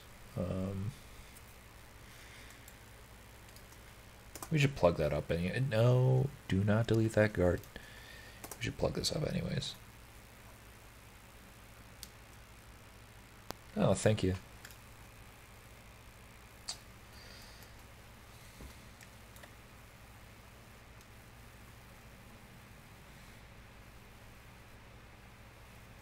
Actually, I'll just get rid of this. Make these extend all the way to the top, basically. This sort of overlaps, kind of.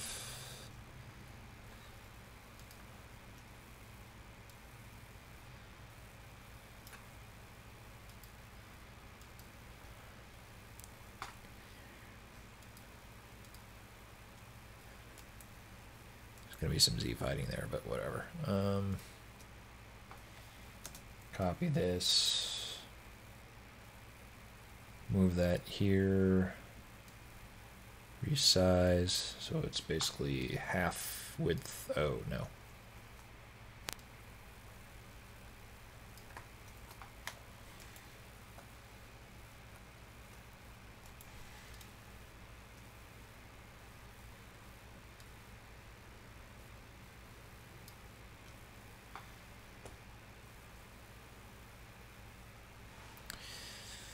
I mean, yeah, more or less. That's good. I think I can just do that here, maybe.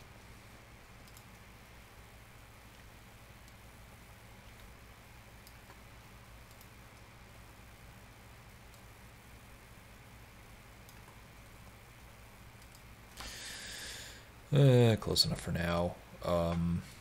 Also, whoops, that doesn't actually... Ah, jeez.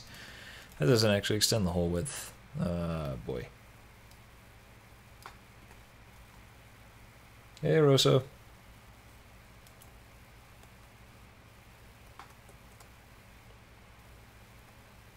It looks pretty okay.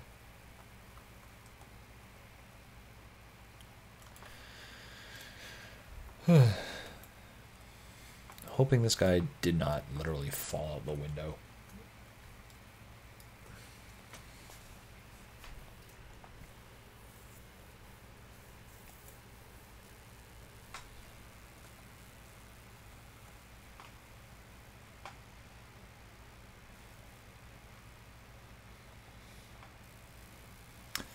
Okay, that's a can of worms. Are we considering Moon Crash separate? It's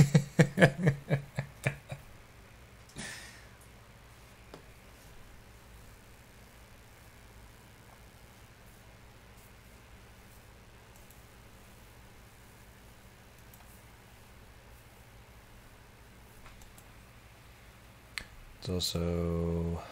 I don't know what we're going to do.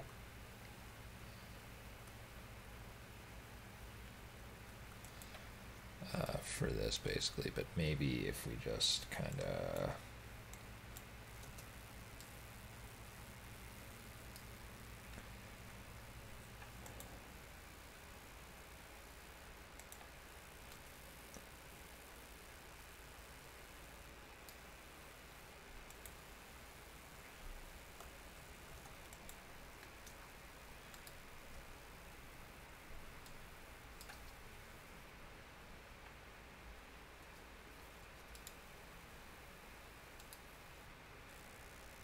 Those are overlapping, kind of.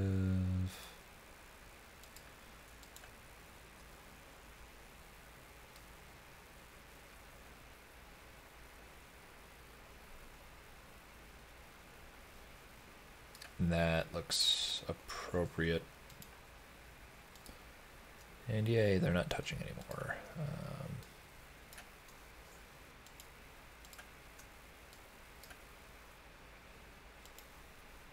Yeah, that's probably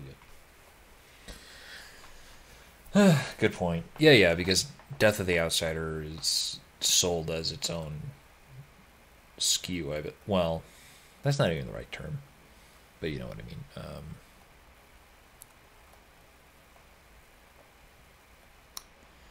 I think that's good.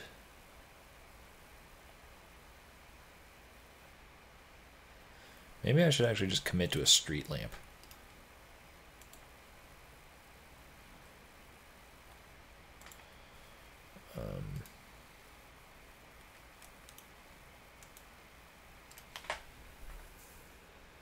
The Mark Dodd.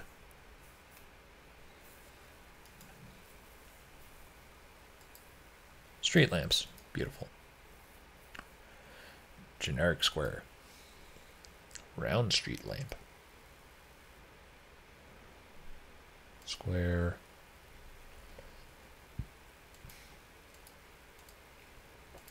Yeah, let's go with that.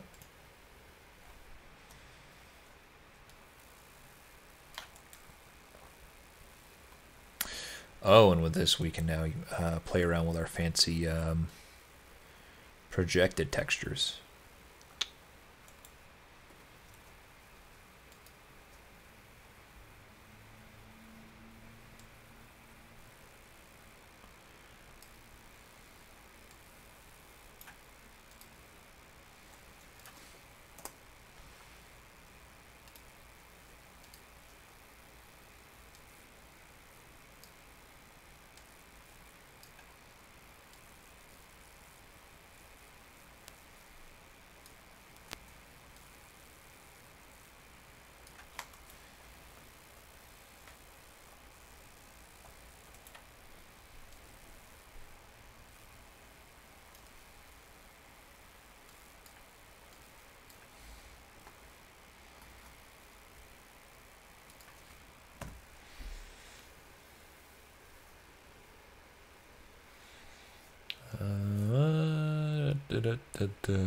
TDM.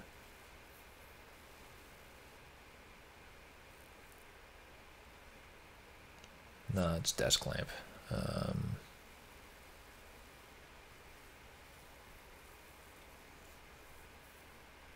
Hey, Alex.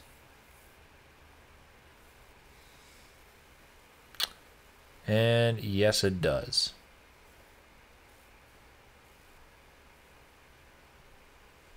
You play as like 5 different people with who basically all have different skill tree loadouts.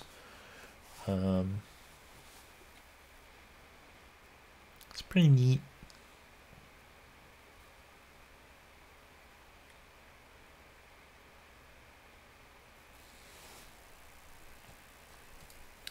Round top window.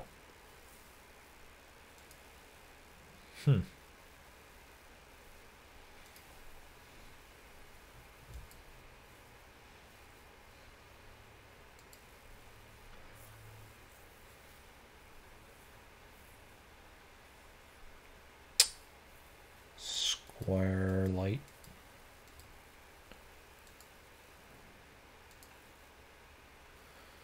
There's this thing that was like 8 points or something, right?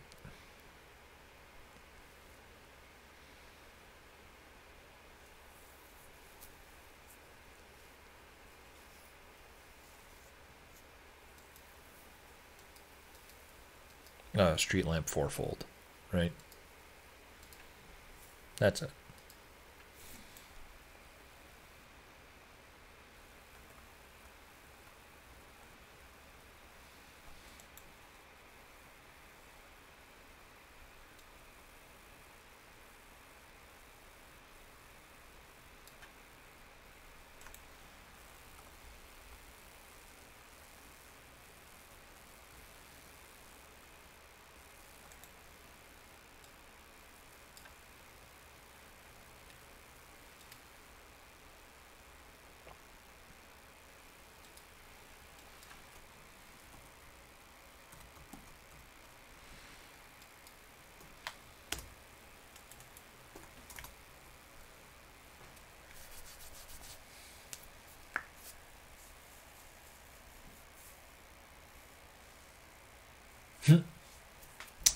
I don't know. I have tried.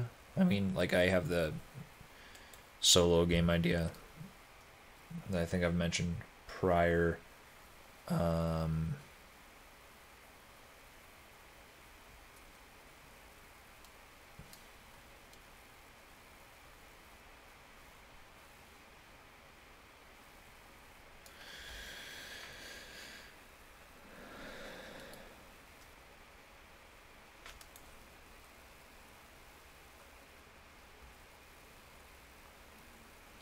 I guess I'm having trouble sort of reifying the structure of the game, you know?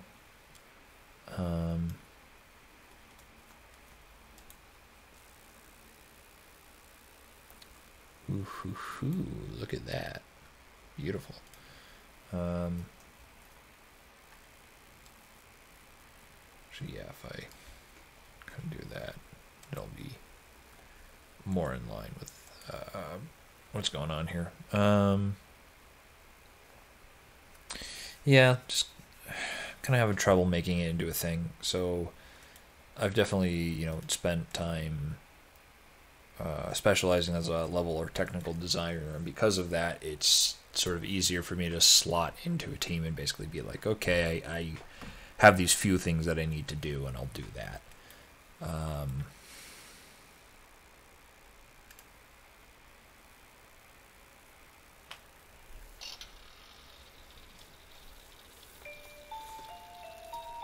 Because my work is specialized in terms of role.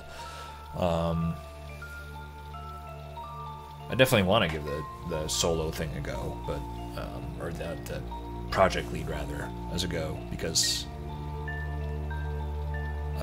for a go rather.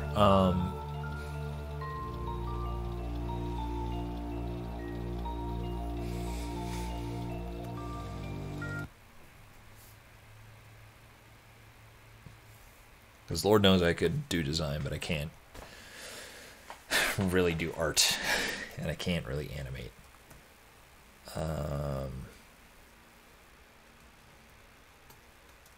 I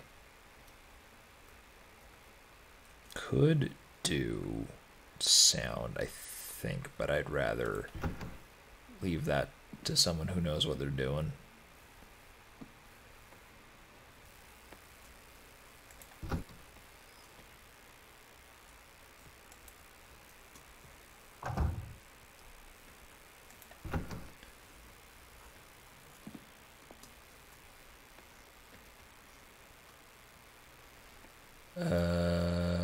Okay. Clearly he's not here still. I don't know what in the world is going on with this dude.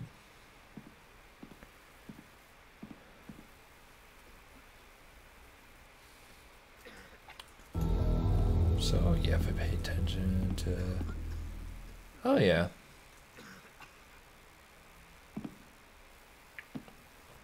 Actually, that...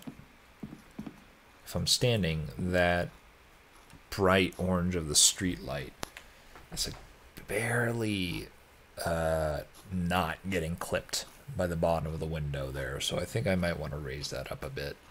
Just a few units.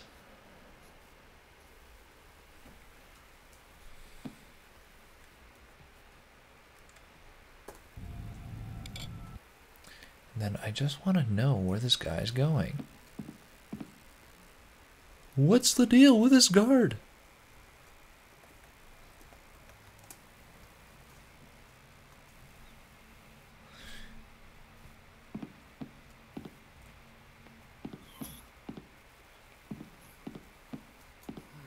A noise?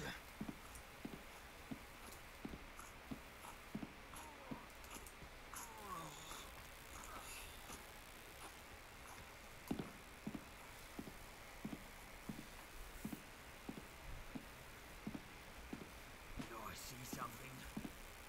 Nope.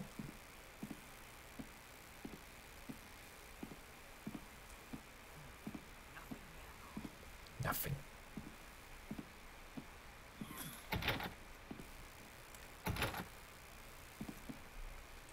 Is that something over there? This ends now. How?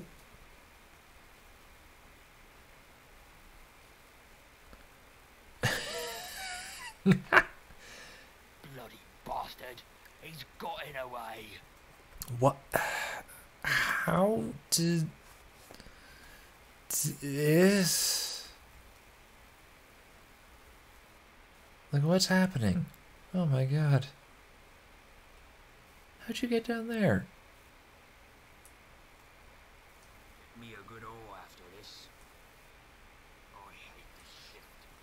Okay, so if I move like here, does he like fall through? Is there like missing? Oh, does this like lamp push him like downward? I swear to God if that's it. Oh my God. Because it's got like a collision mesh. It is pretty large for the, oh my God.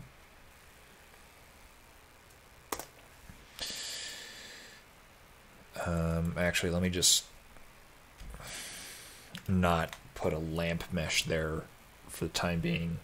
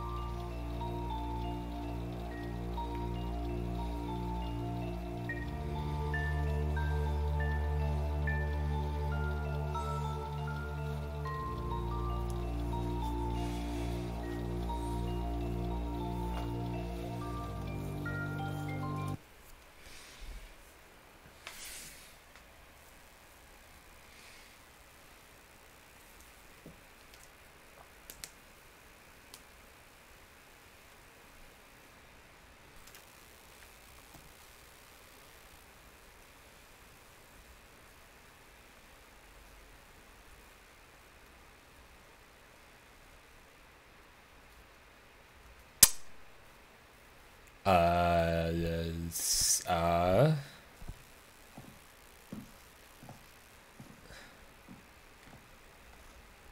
no, he he sinks through the floor for some reason. Oh man. Oh, oh my god. Is that?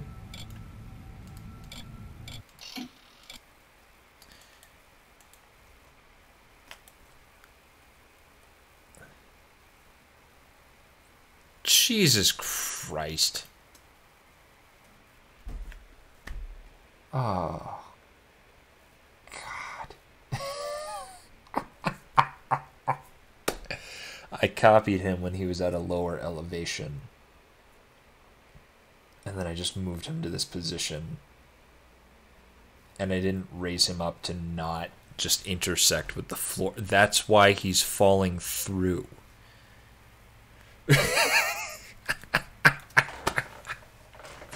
Oh, Christ.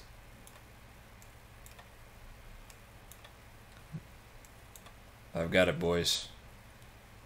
I got that cabin fever.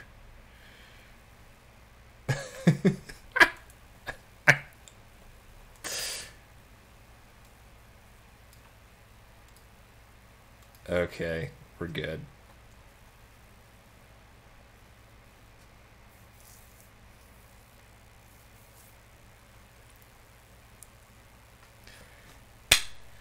Woo-wee.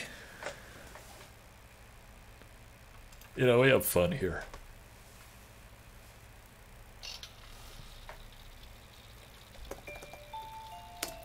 So now I can actually get a sense of what's going on. Hopefully. You know, I did too. I mean, hey, we didn't,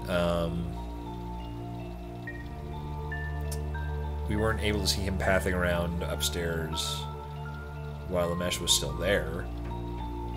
So it could still be true. We could have just, basically, solved the blocker and then revealed another one like an onion. It's still possible.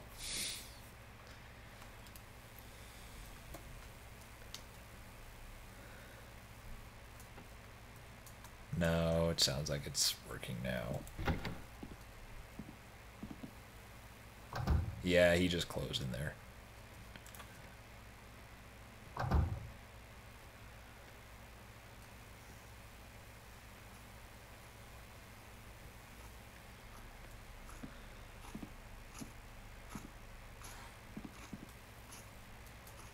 I think the player's most likely going to be crouching as they enter here, so, like, yeah. I don't think it's going to be a problem, really.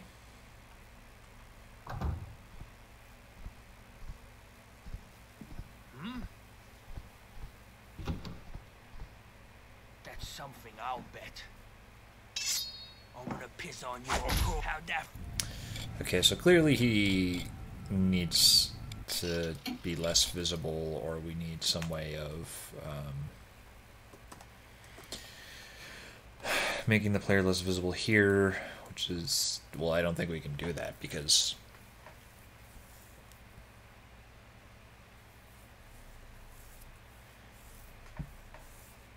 you know.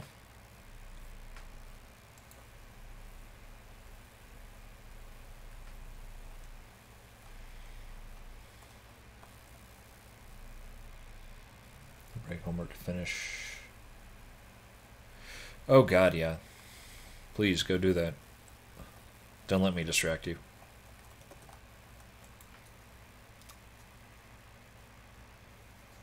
Thanks. Yeah, so I wasn't even in there. I was like in here. I was not in the bounds of the light volume. So yeah, this guy's just too perceptive. Which is weird because I've tuned him down to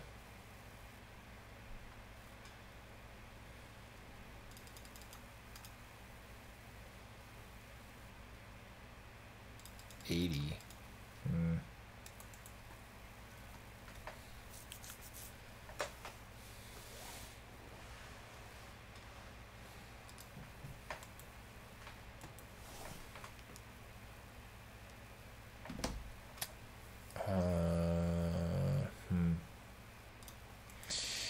Alright, so for the next thing, we gotta fix this guy not pathing.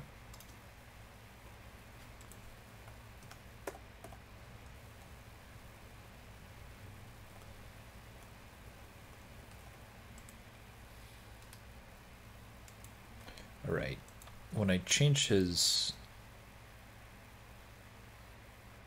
Okay.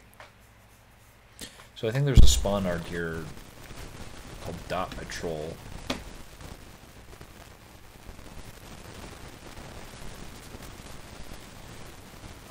So maybe if I...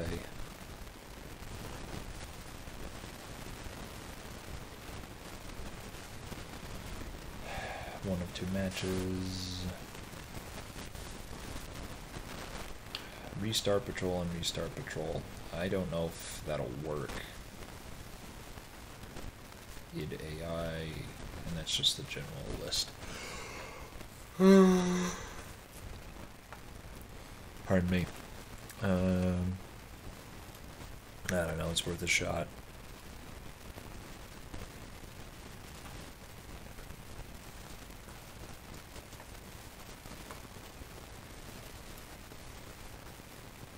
And that doesn't take an argument. No.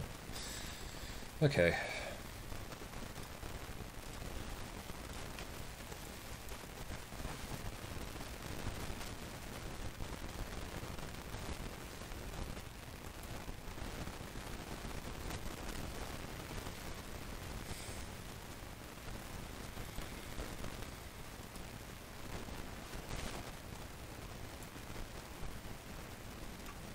I want this to be a little brighter.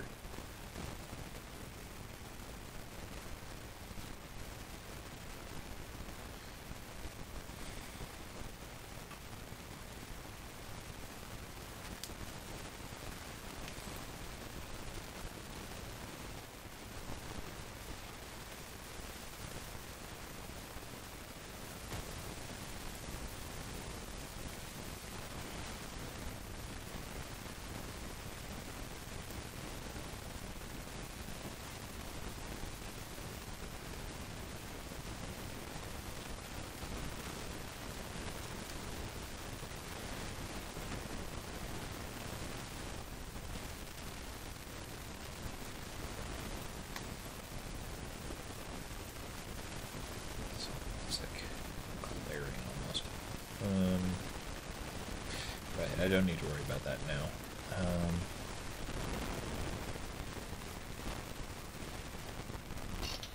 You can barely hear what I'm saying.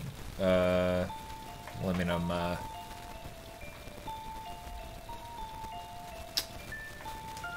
talking. Let me see if like all my connections here are firm.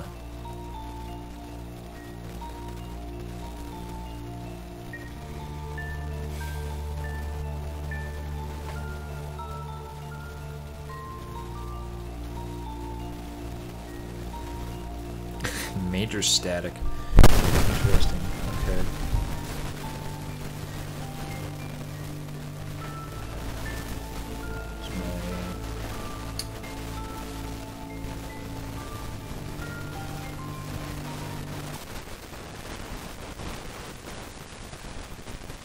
Was that part of it? Because it had this weird ambient thing on the title screen.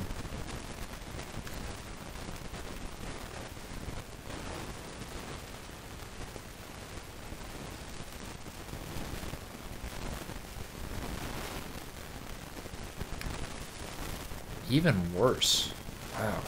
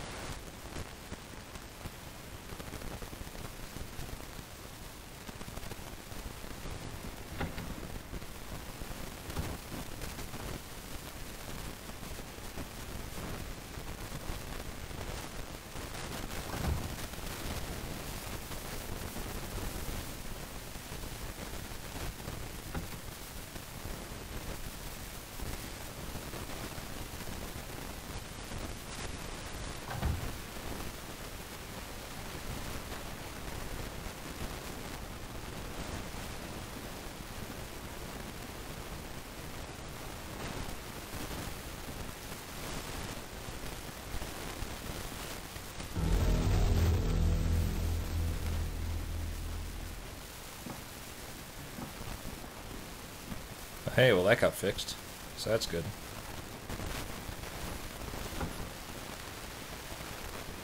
Safety spots. Eh.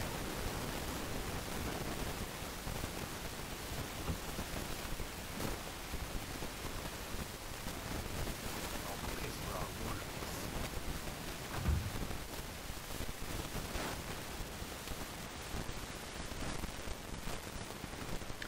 I should reduce the wait time on this one. Actually, let me, let me go around the other way.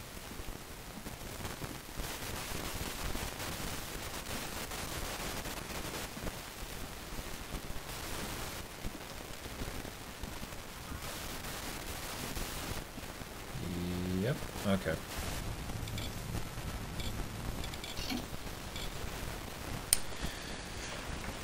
Okay, let me listen back to myself for a bit.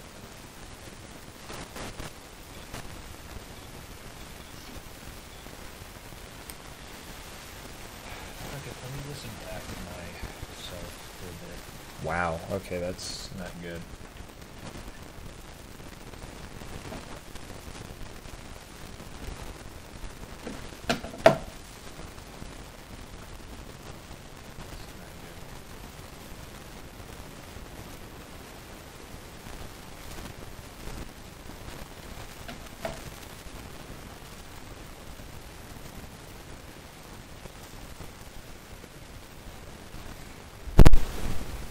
It's more like cables, like frayed.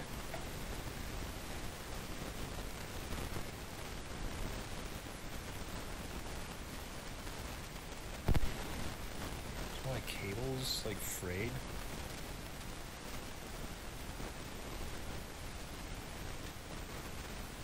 Okay, so something clearly changed when I wiggled this thing. Oh, I'm getting recursive stuff.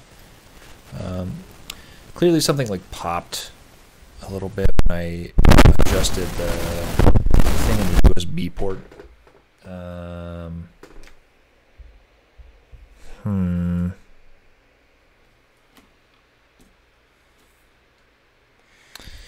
Okay, so worst case scenario, I guess. Let me scenario. I sounded very Canadian there. Let me unplug and replug this. I don't know if I can do that midstream and have it like work, but let me try.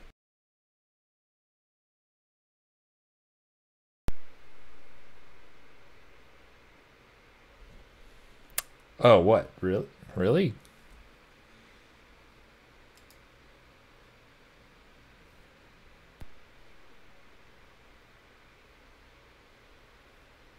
Oh, what? Really? Really?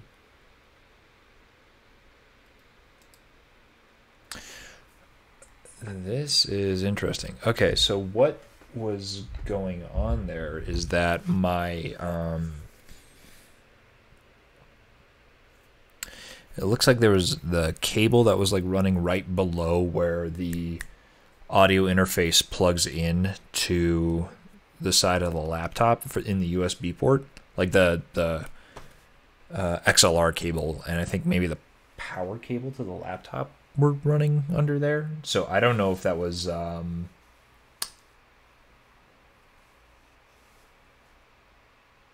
I don't know if it was like running there like interference or something weirdly. Here. Yeah, how's this now?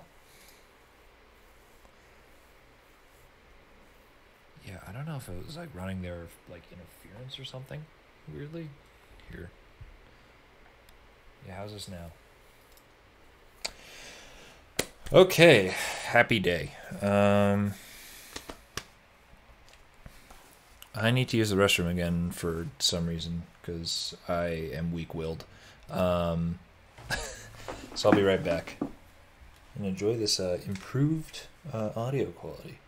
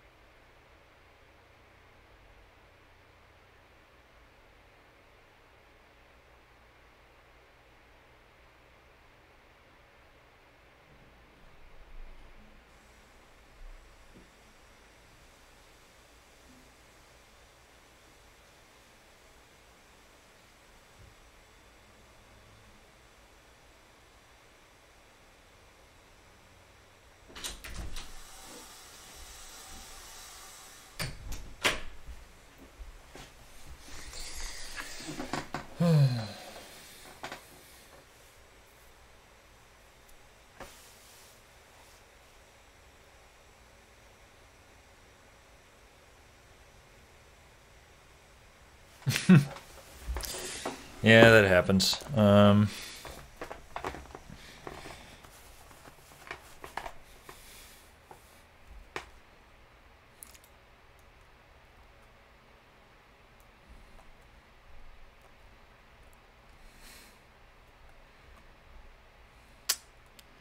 Well, you should do what I do. You should make YouTube videos and then forget to make another one for like over a year. All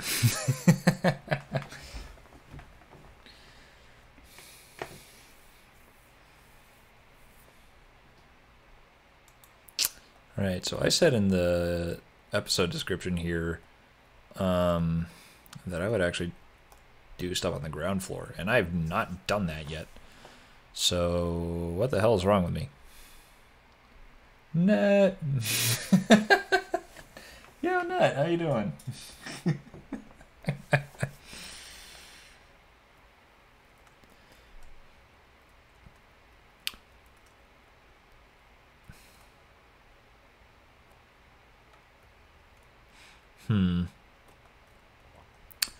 So I like the position on the floor where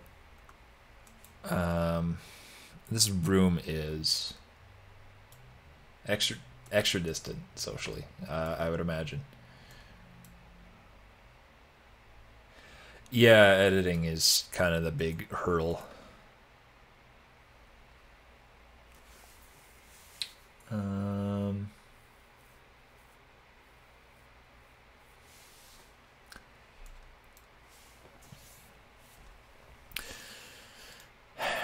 So, yeah, I like where this is positioned.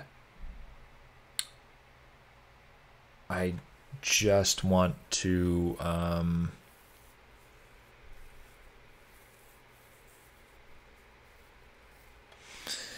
don't know, I guess move this a little over perhaps, because I don't think we necessarily need this door here.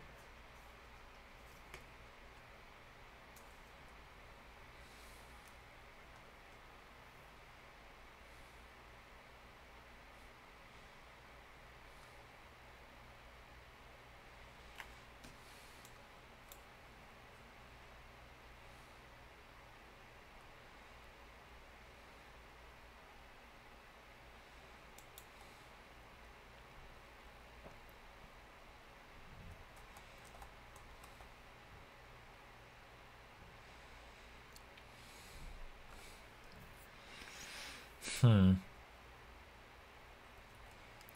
basically what I think is I want this sort of office structure here, or this sort of a guard post here, but now on the other side of the building. I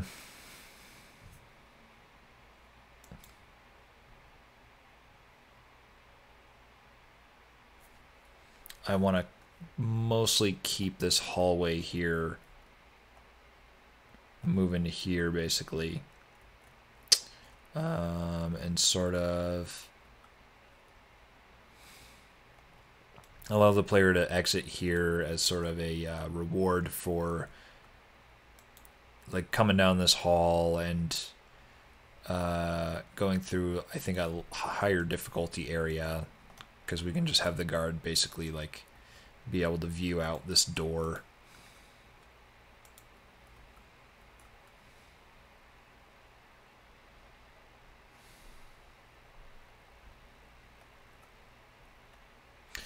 And then maybe have like another guard patrolling down here. Or maybe that one guard could be the guy who's patrolling. I don't know.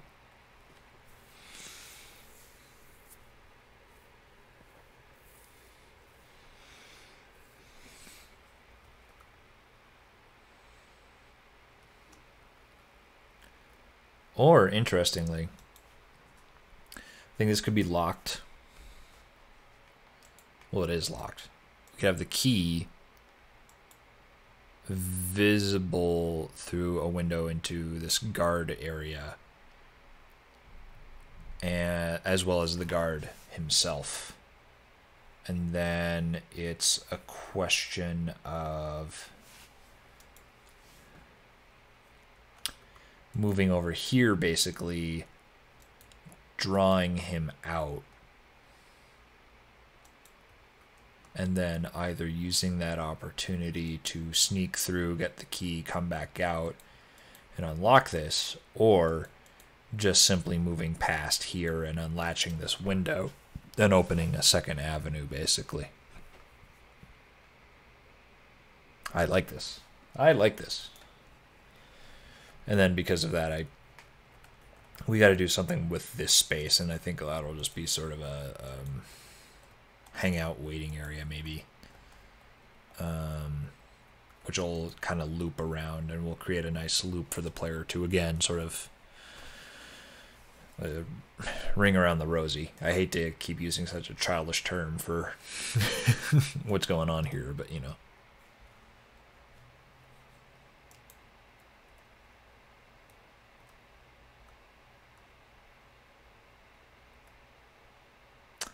And oh dear, you think that'll cause some internal leaks? My god.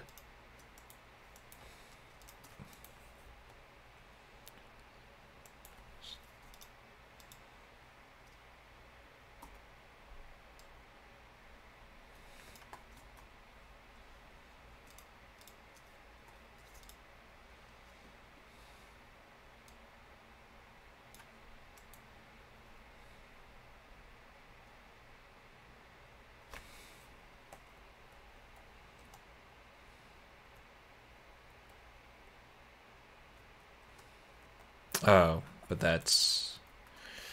Oh boy. There's some Z fighting, we'll figure that out. Whatever.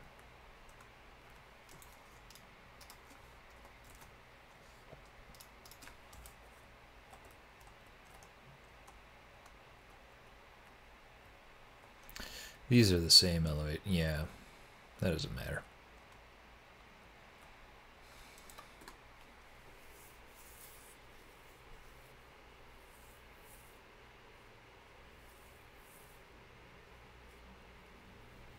You're on the rose. Benny Hill type.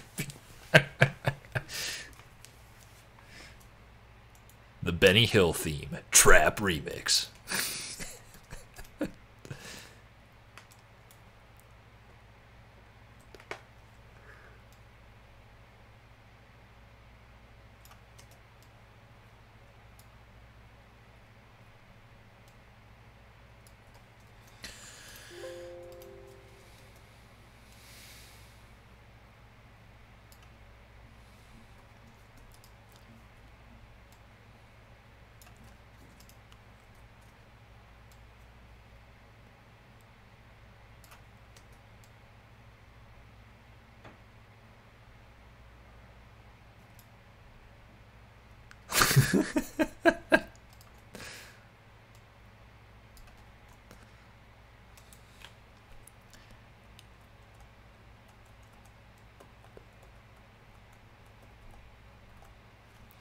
See, we don't need this, I don't think. We'll probably need a portal back there again, but it doesn't really matter at the moment.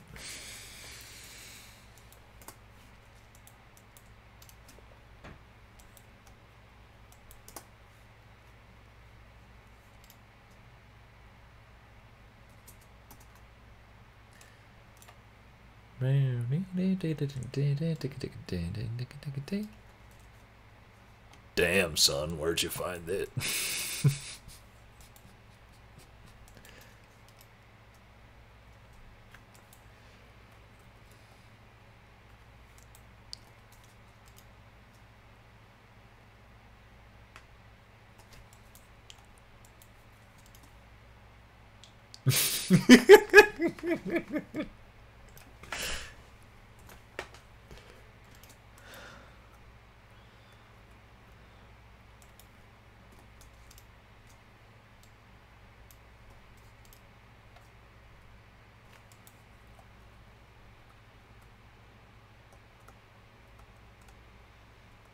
Is that a gap there? Yeah. I don't know.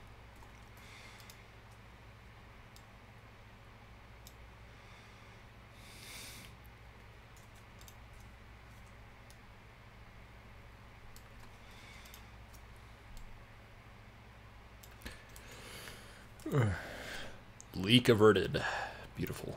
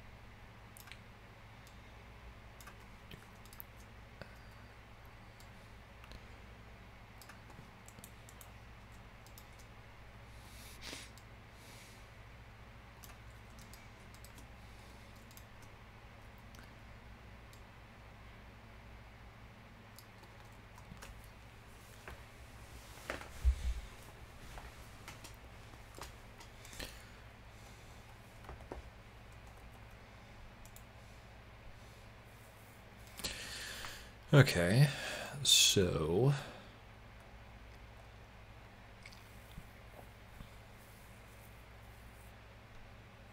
I think basically having something smack dab in the middle here, it's good. In terms of lighting,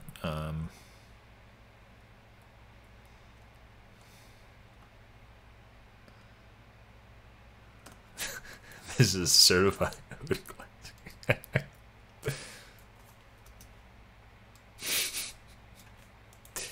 I gotta edit that together now.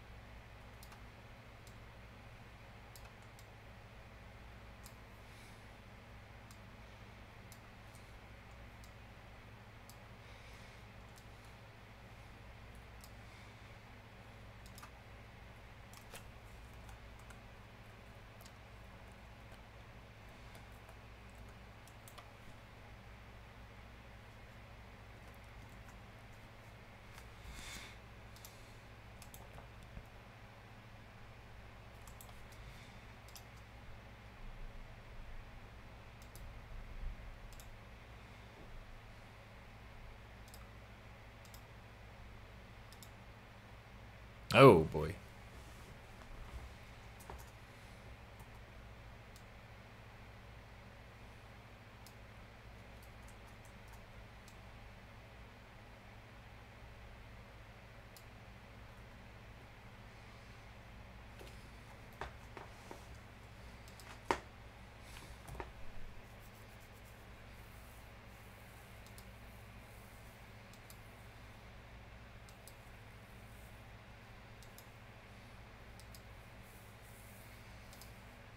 Right round. Yeah, that looks about right.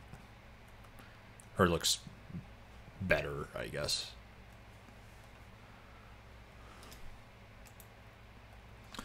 So yeah, I want to move this basically over so that hopefully from around this corner the player can see straight through to the guard and the door. Like, clearly coming around here, it's going to be more of a sweep. And basically, the player will hopefully see through this opening the guard first, and then moving past, they'll see the door.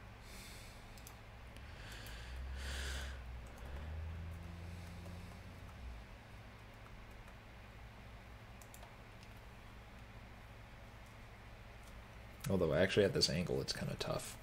I think that would require moving this further over here, and that would be look kind of asymmetrical and weird.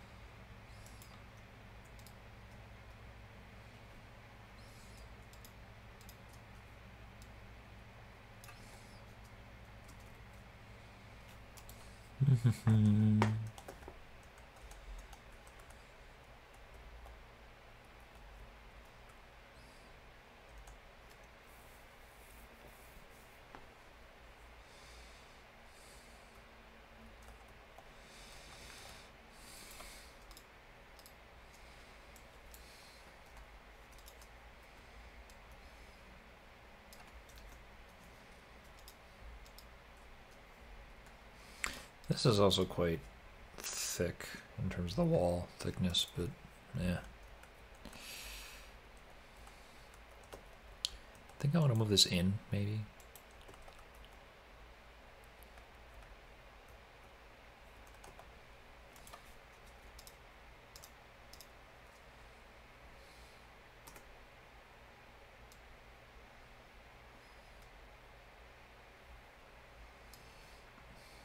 Yeah.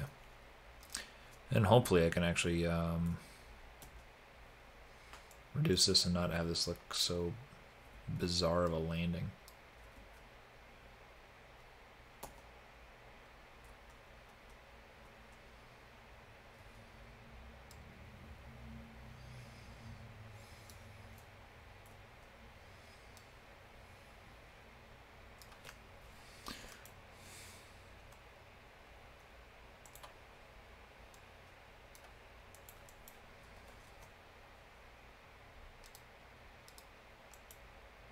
Oh, I never monster clipped this. Huh.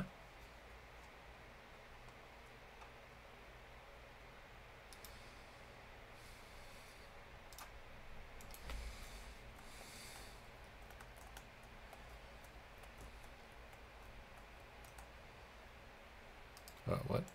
Okay.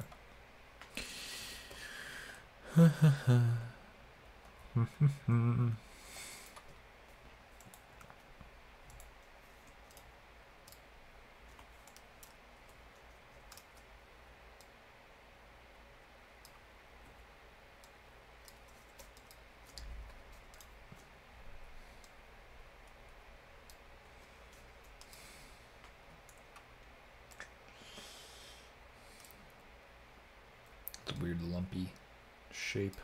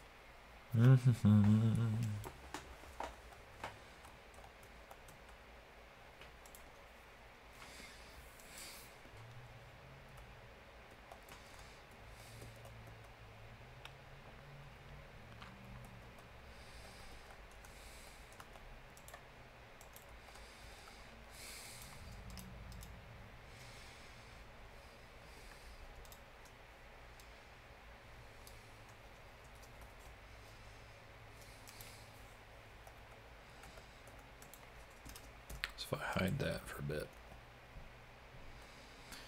Yeah. The player's definitely going to be able to see the guard there. It's good. How's that light doing? That is now too skinny, basically.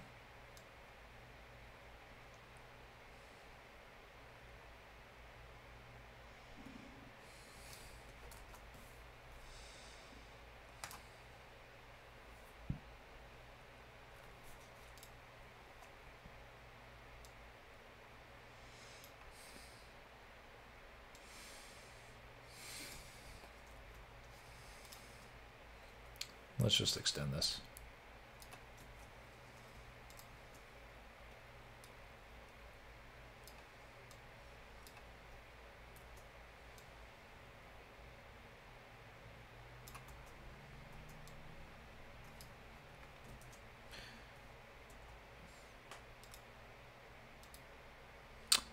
Did I never monster clip this either? My god.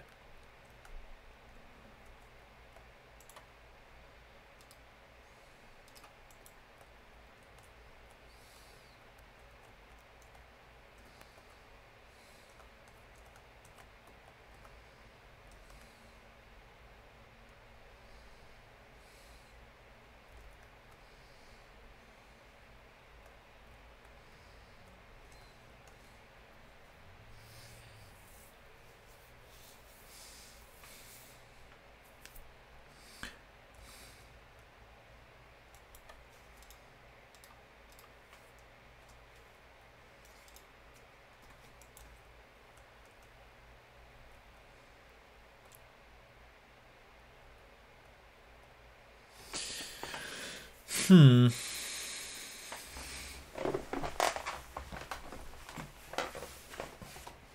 this is a weird piece of architecture I've moved myself into. I don't want to really widen this hall.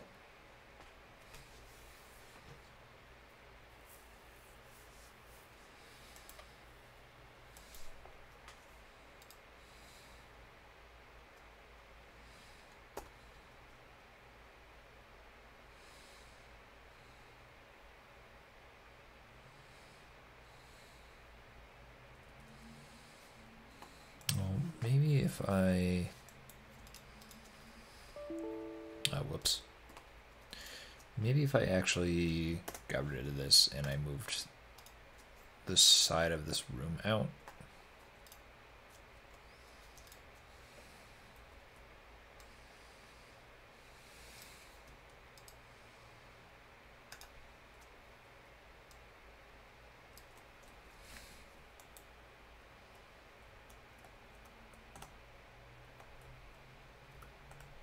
Yeah, like that. Then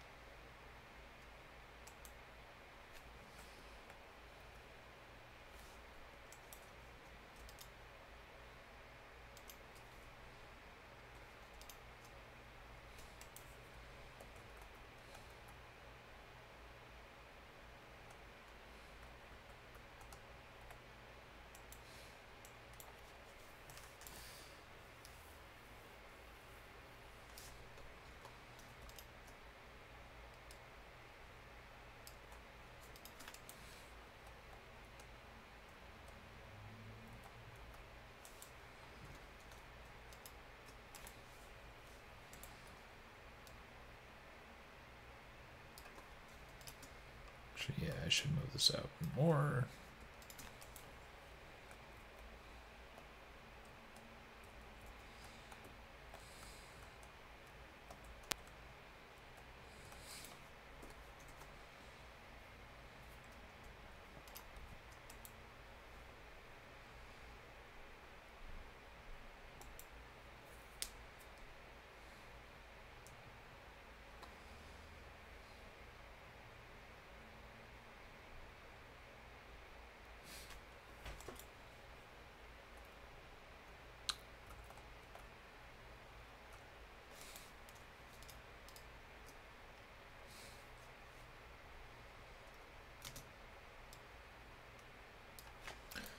And move this.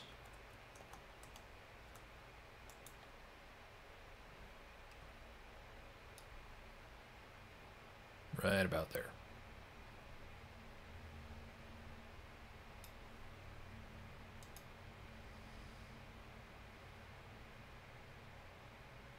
Beautiful.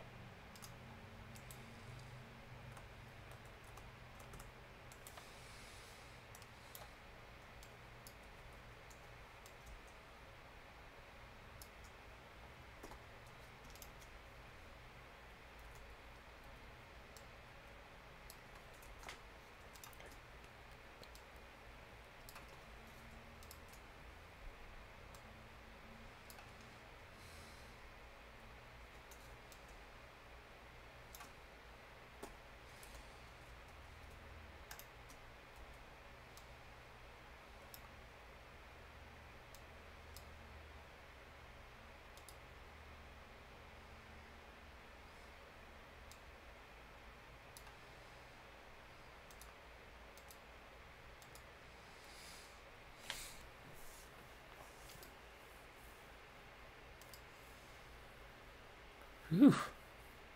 Quite bright. Right round, big round. Yeah.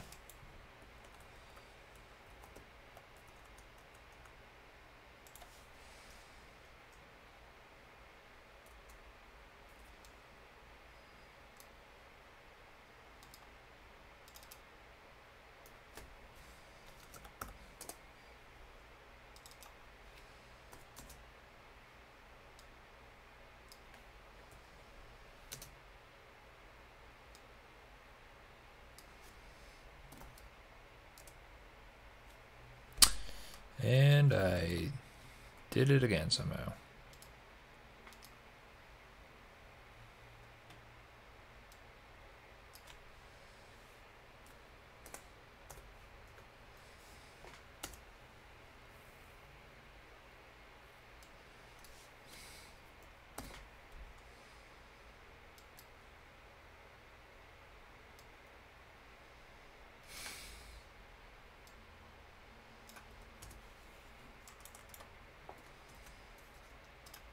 All right.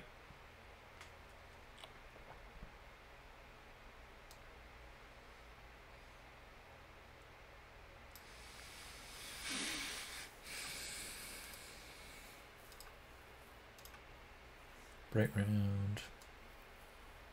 Yeah, that looks good.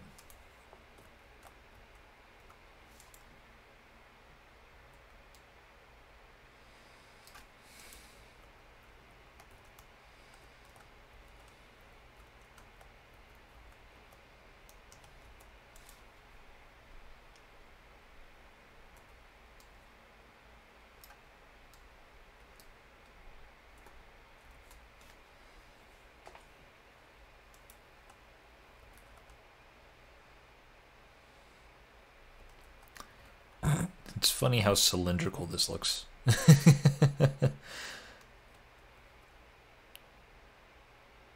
Ah, well.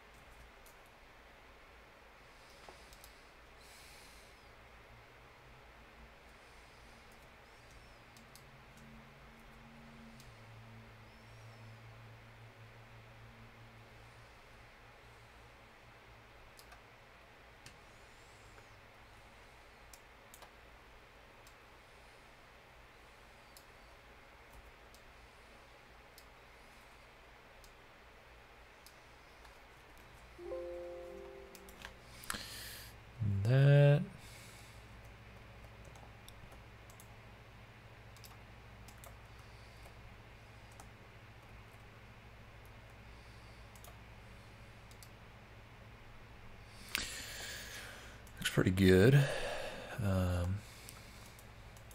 think I want to move this over a little bit, or shift it over, or widen, or something.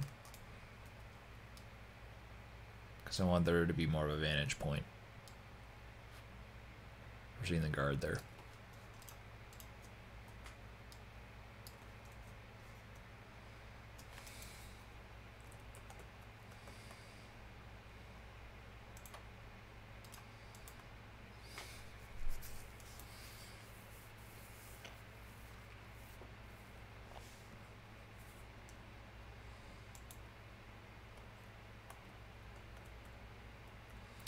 Oh, that's funny. This is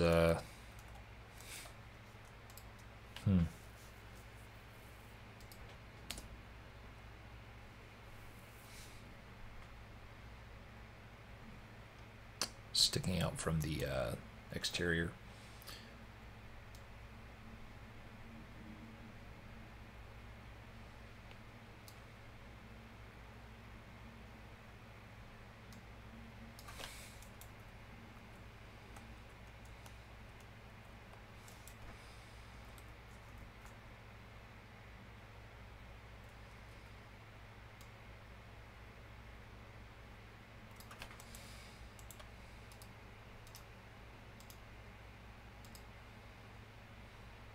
Let's go rounded square, maybe. Nah.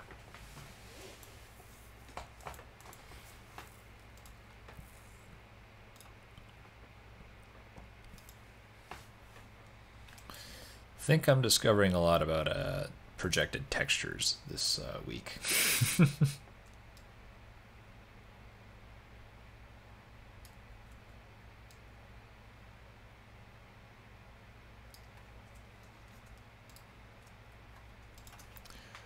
What are we doing here?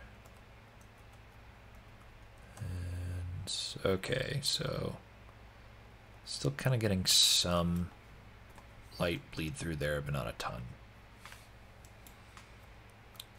Oh yeah? You think? I don't know if it's just because it's in the editor or because we have this as a reference, visual reference, or if this is something that only I'm going to notice. But it's like, it's very obvious that the hot spot is here, you know?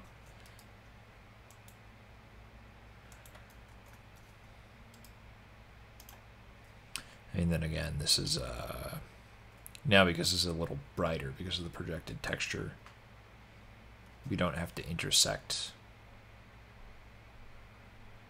this floor brush as much.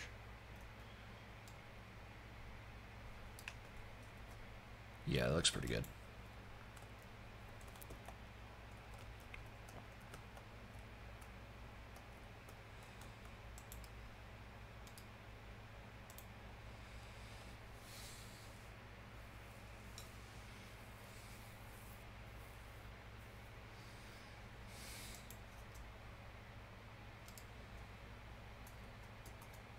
Well, thanks.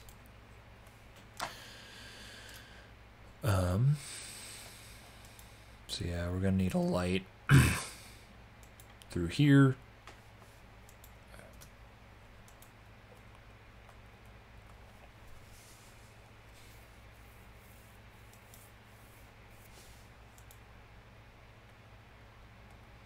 Oh, and right, I need to actually move this.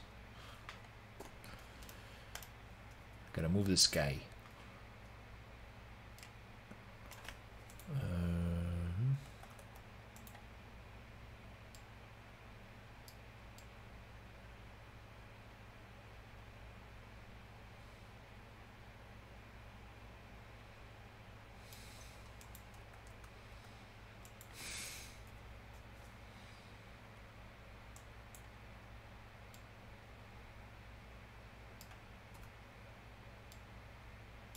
And we're not going to forget to change the elevation this time. I swear. Salute. Seen it. It's about time I wrap up anyways. But yeah.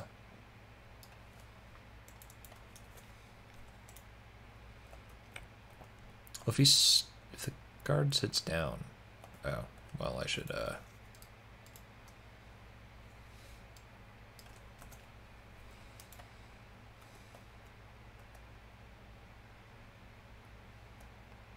yeah, that's better.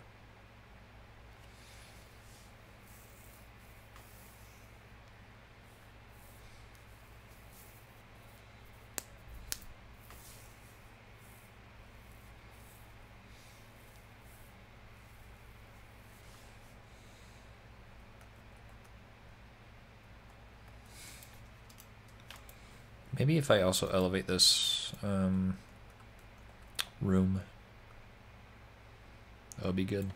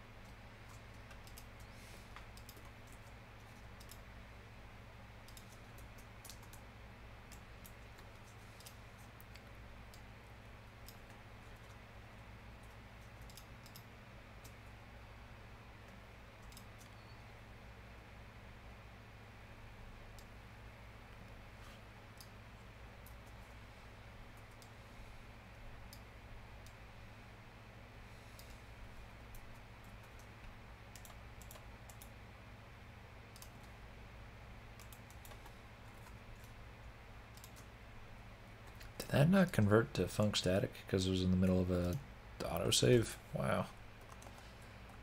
That's not great.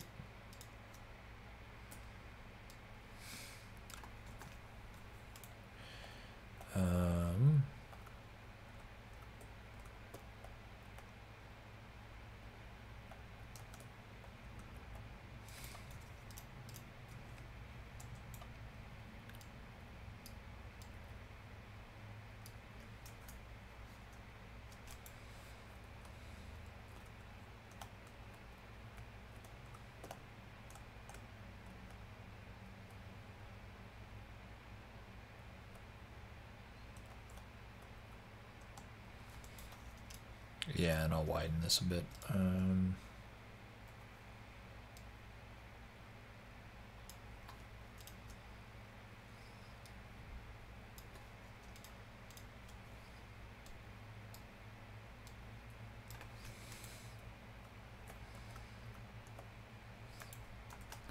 Ah, beautiful. Much better.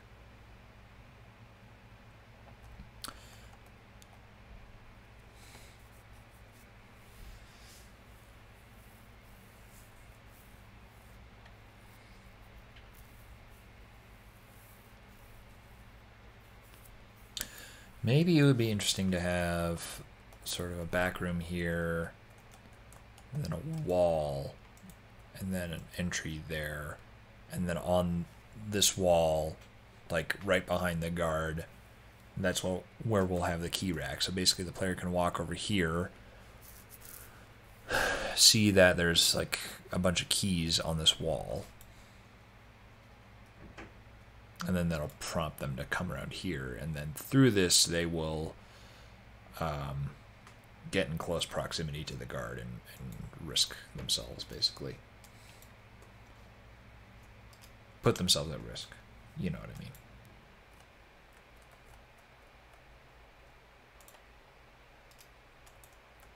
Lighting preview. I have no idea what's going on here with this. Oh, because they're overlapped.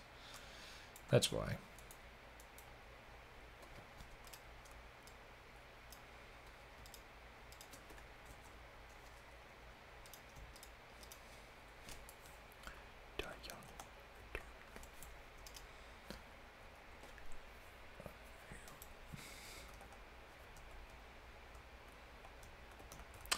think I want to move this over a bit.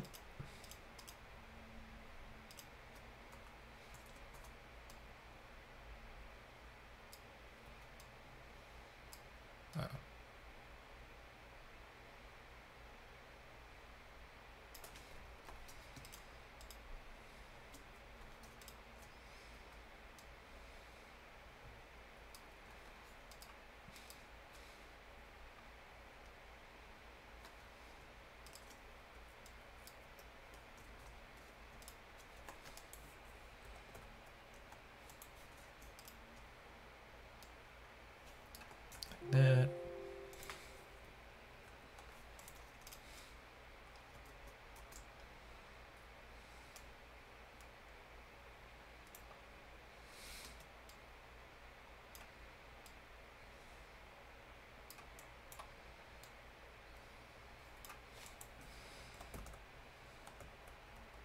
Yeah, that feels about right. That's good. In terms of depth here, I mean.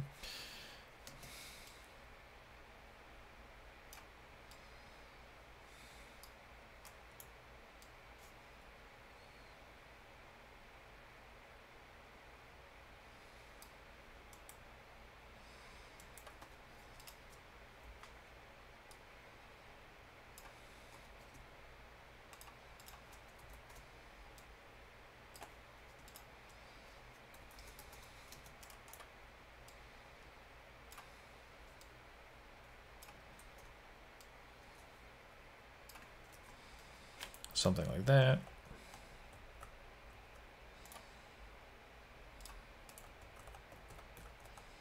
This will actually work pretty well for an enclosed space like this.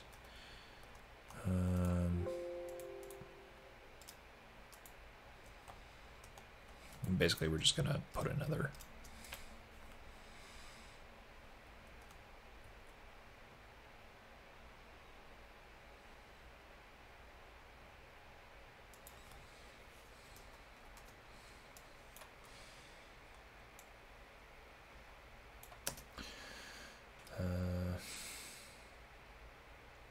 I don't know, maybe out in the hall?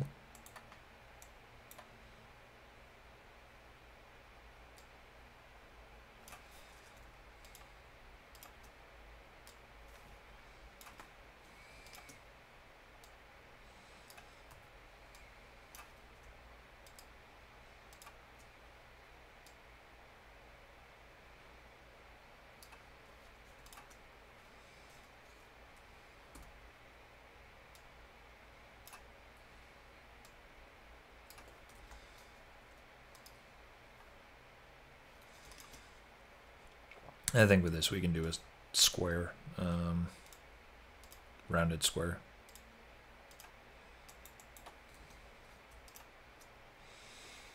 Because that actually fits the contour of the hallway a lot better.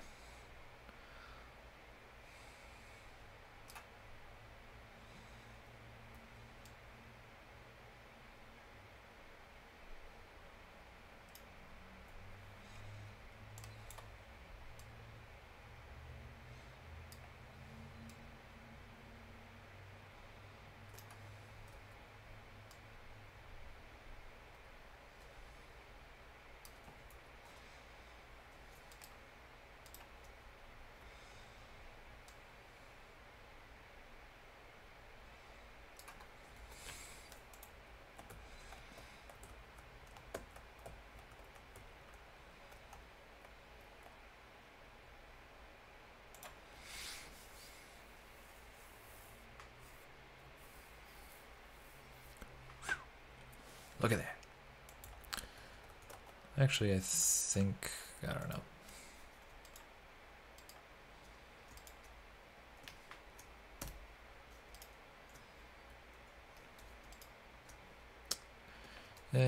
From this angle, maybe I actually want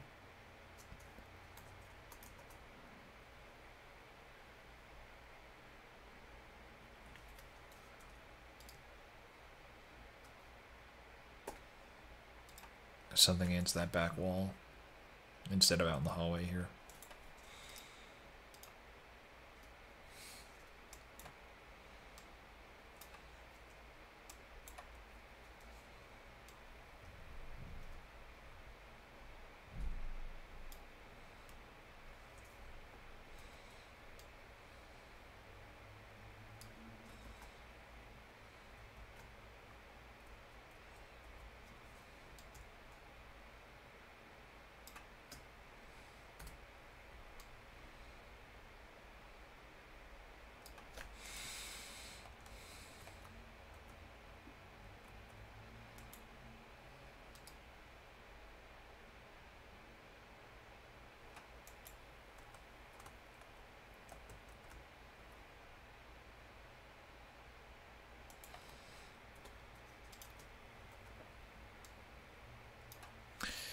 And again, I will switch that back to like the rounded, big round.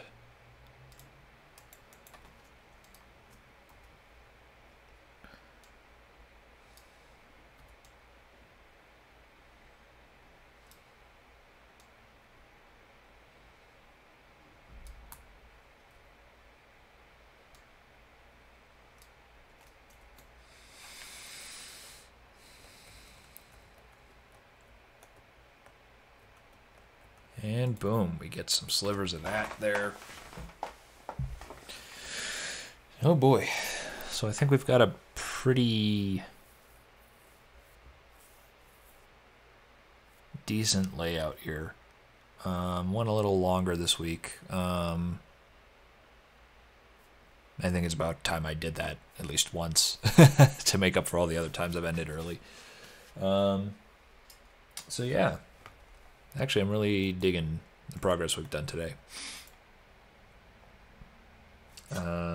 So we basically did 5 out of 6 of our things that we wanted to do today. The 6th being actually creating a short climbing puzzle to basically let the player get up onto here.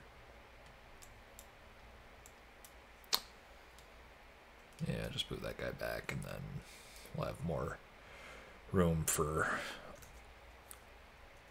market stands and awnings and all the like here. So yeah, yeah, it was a good session, I think, especially once I figured out why my audio quality sucked. Anyways, thank you guys for tuning in. I should see you guys next week. Bye.